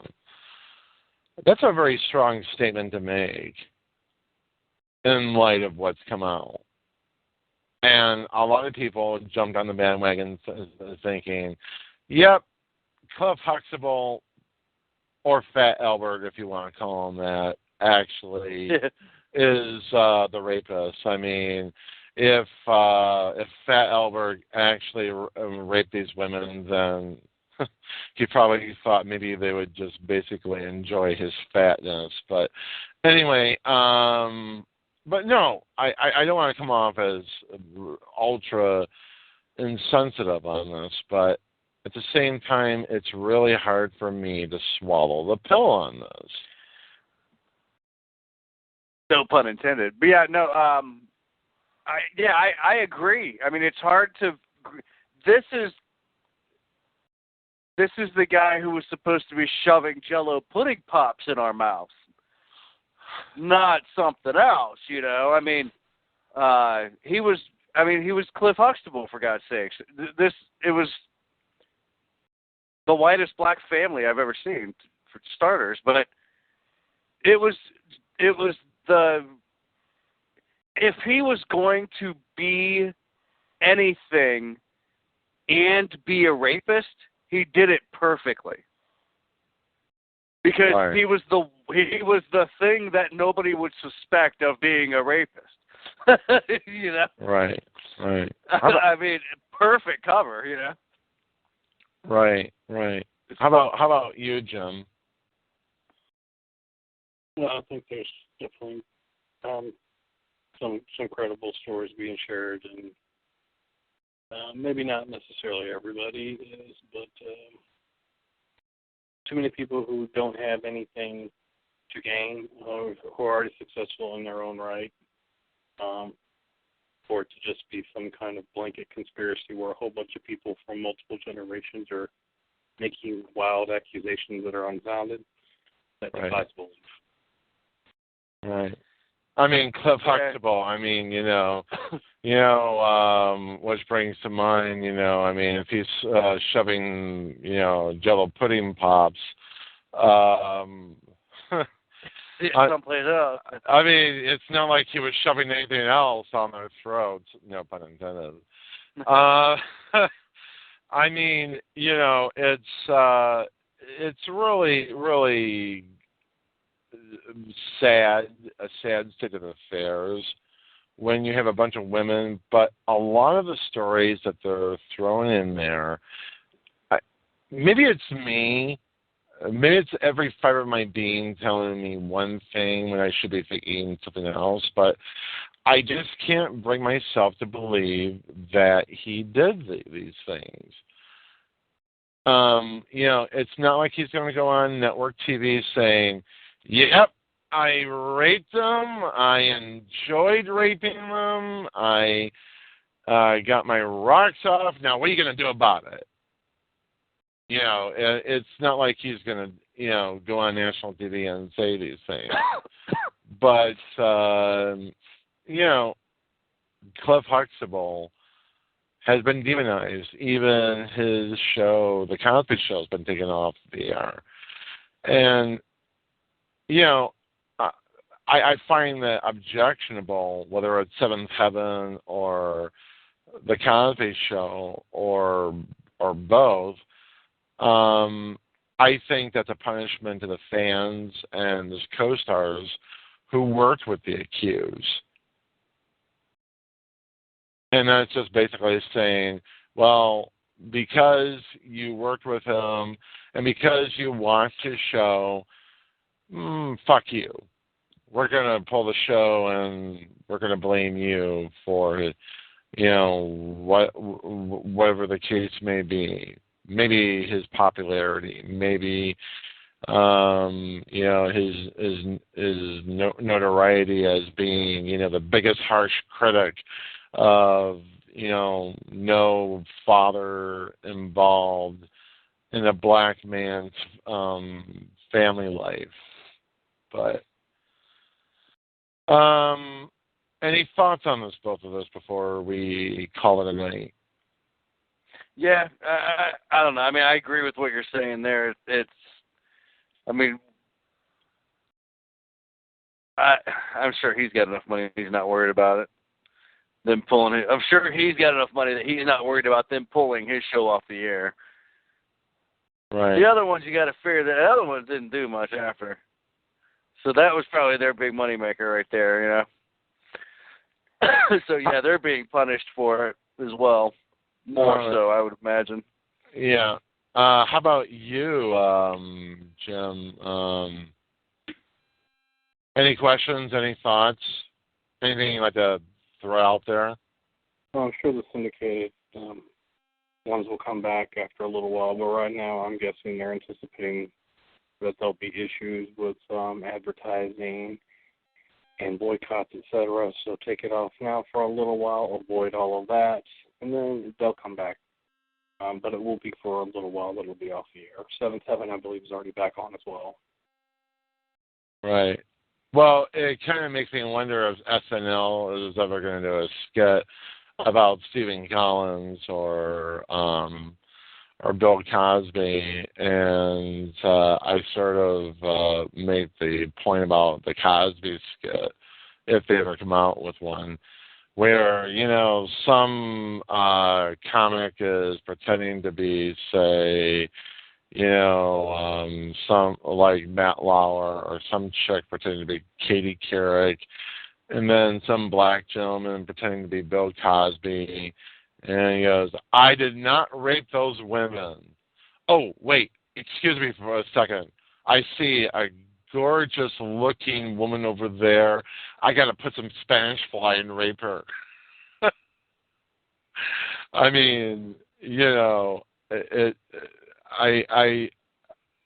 know that sounds cheesy, but still, I mean, the whole thing with humor, I think it really emphasizes the point that, these people have become the subjects of hilarity, and the whole matter become even more so a subject of hilarity at its worst. Wouldn't you guys agree? Yeah. I'm sorry. Yeah, I would agree with that. I would agree with you 100% on that. Yeah. But how about you, Jim? Yep, definitely. Okay. Well, we're going to call it a night. And Jim, we're going to be back on the air on January 10th, and it's going to be fun. It's going to be exciting. Enjoy the holidays, everybody, and enjoy it. Later.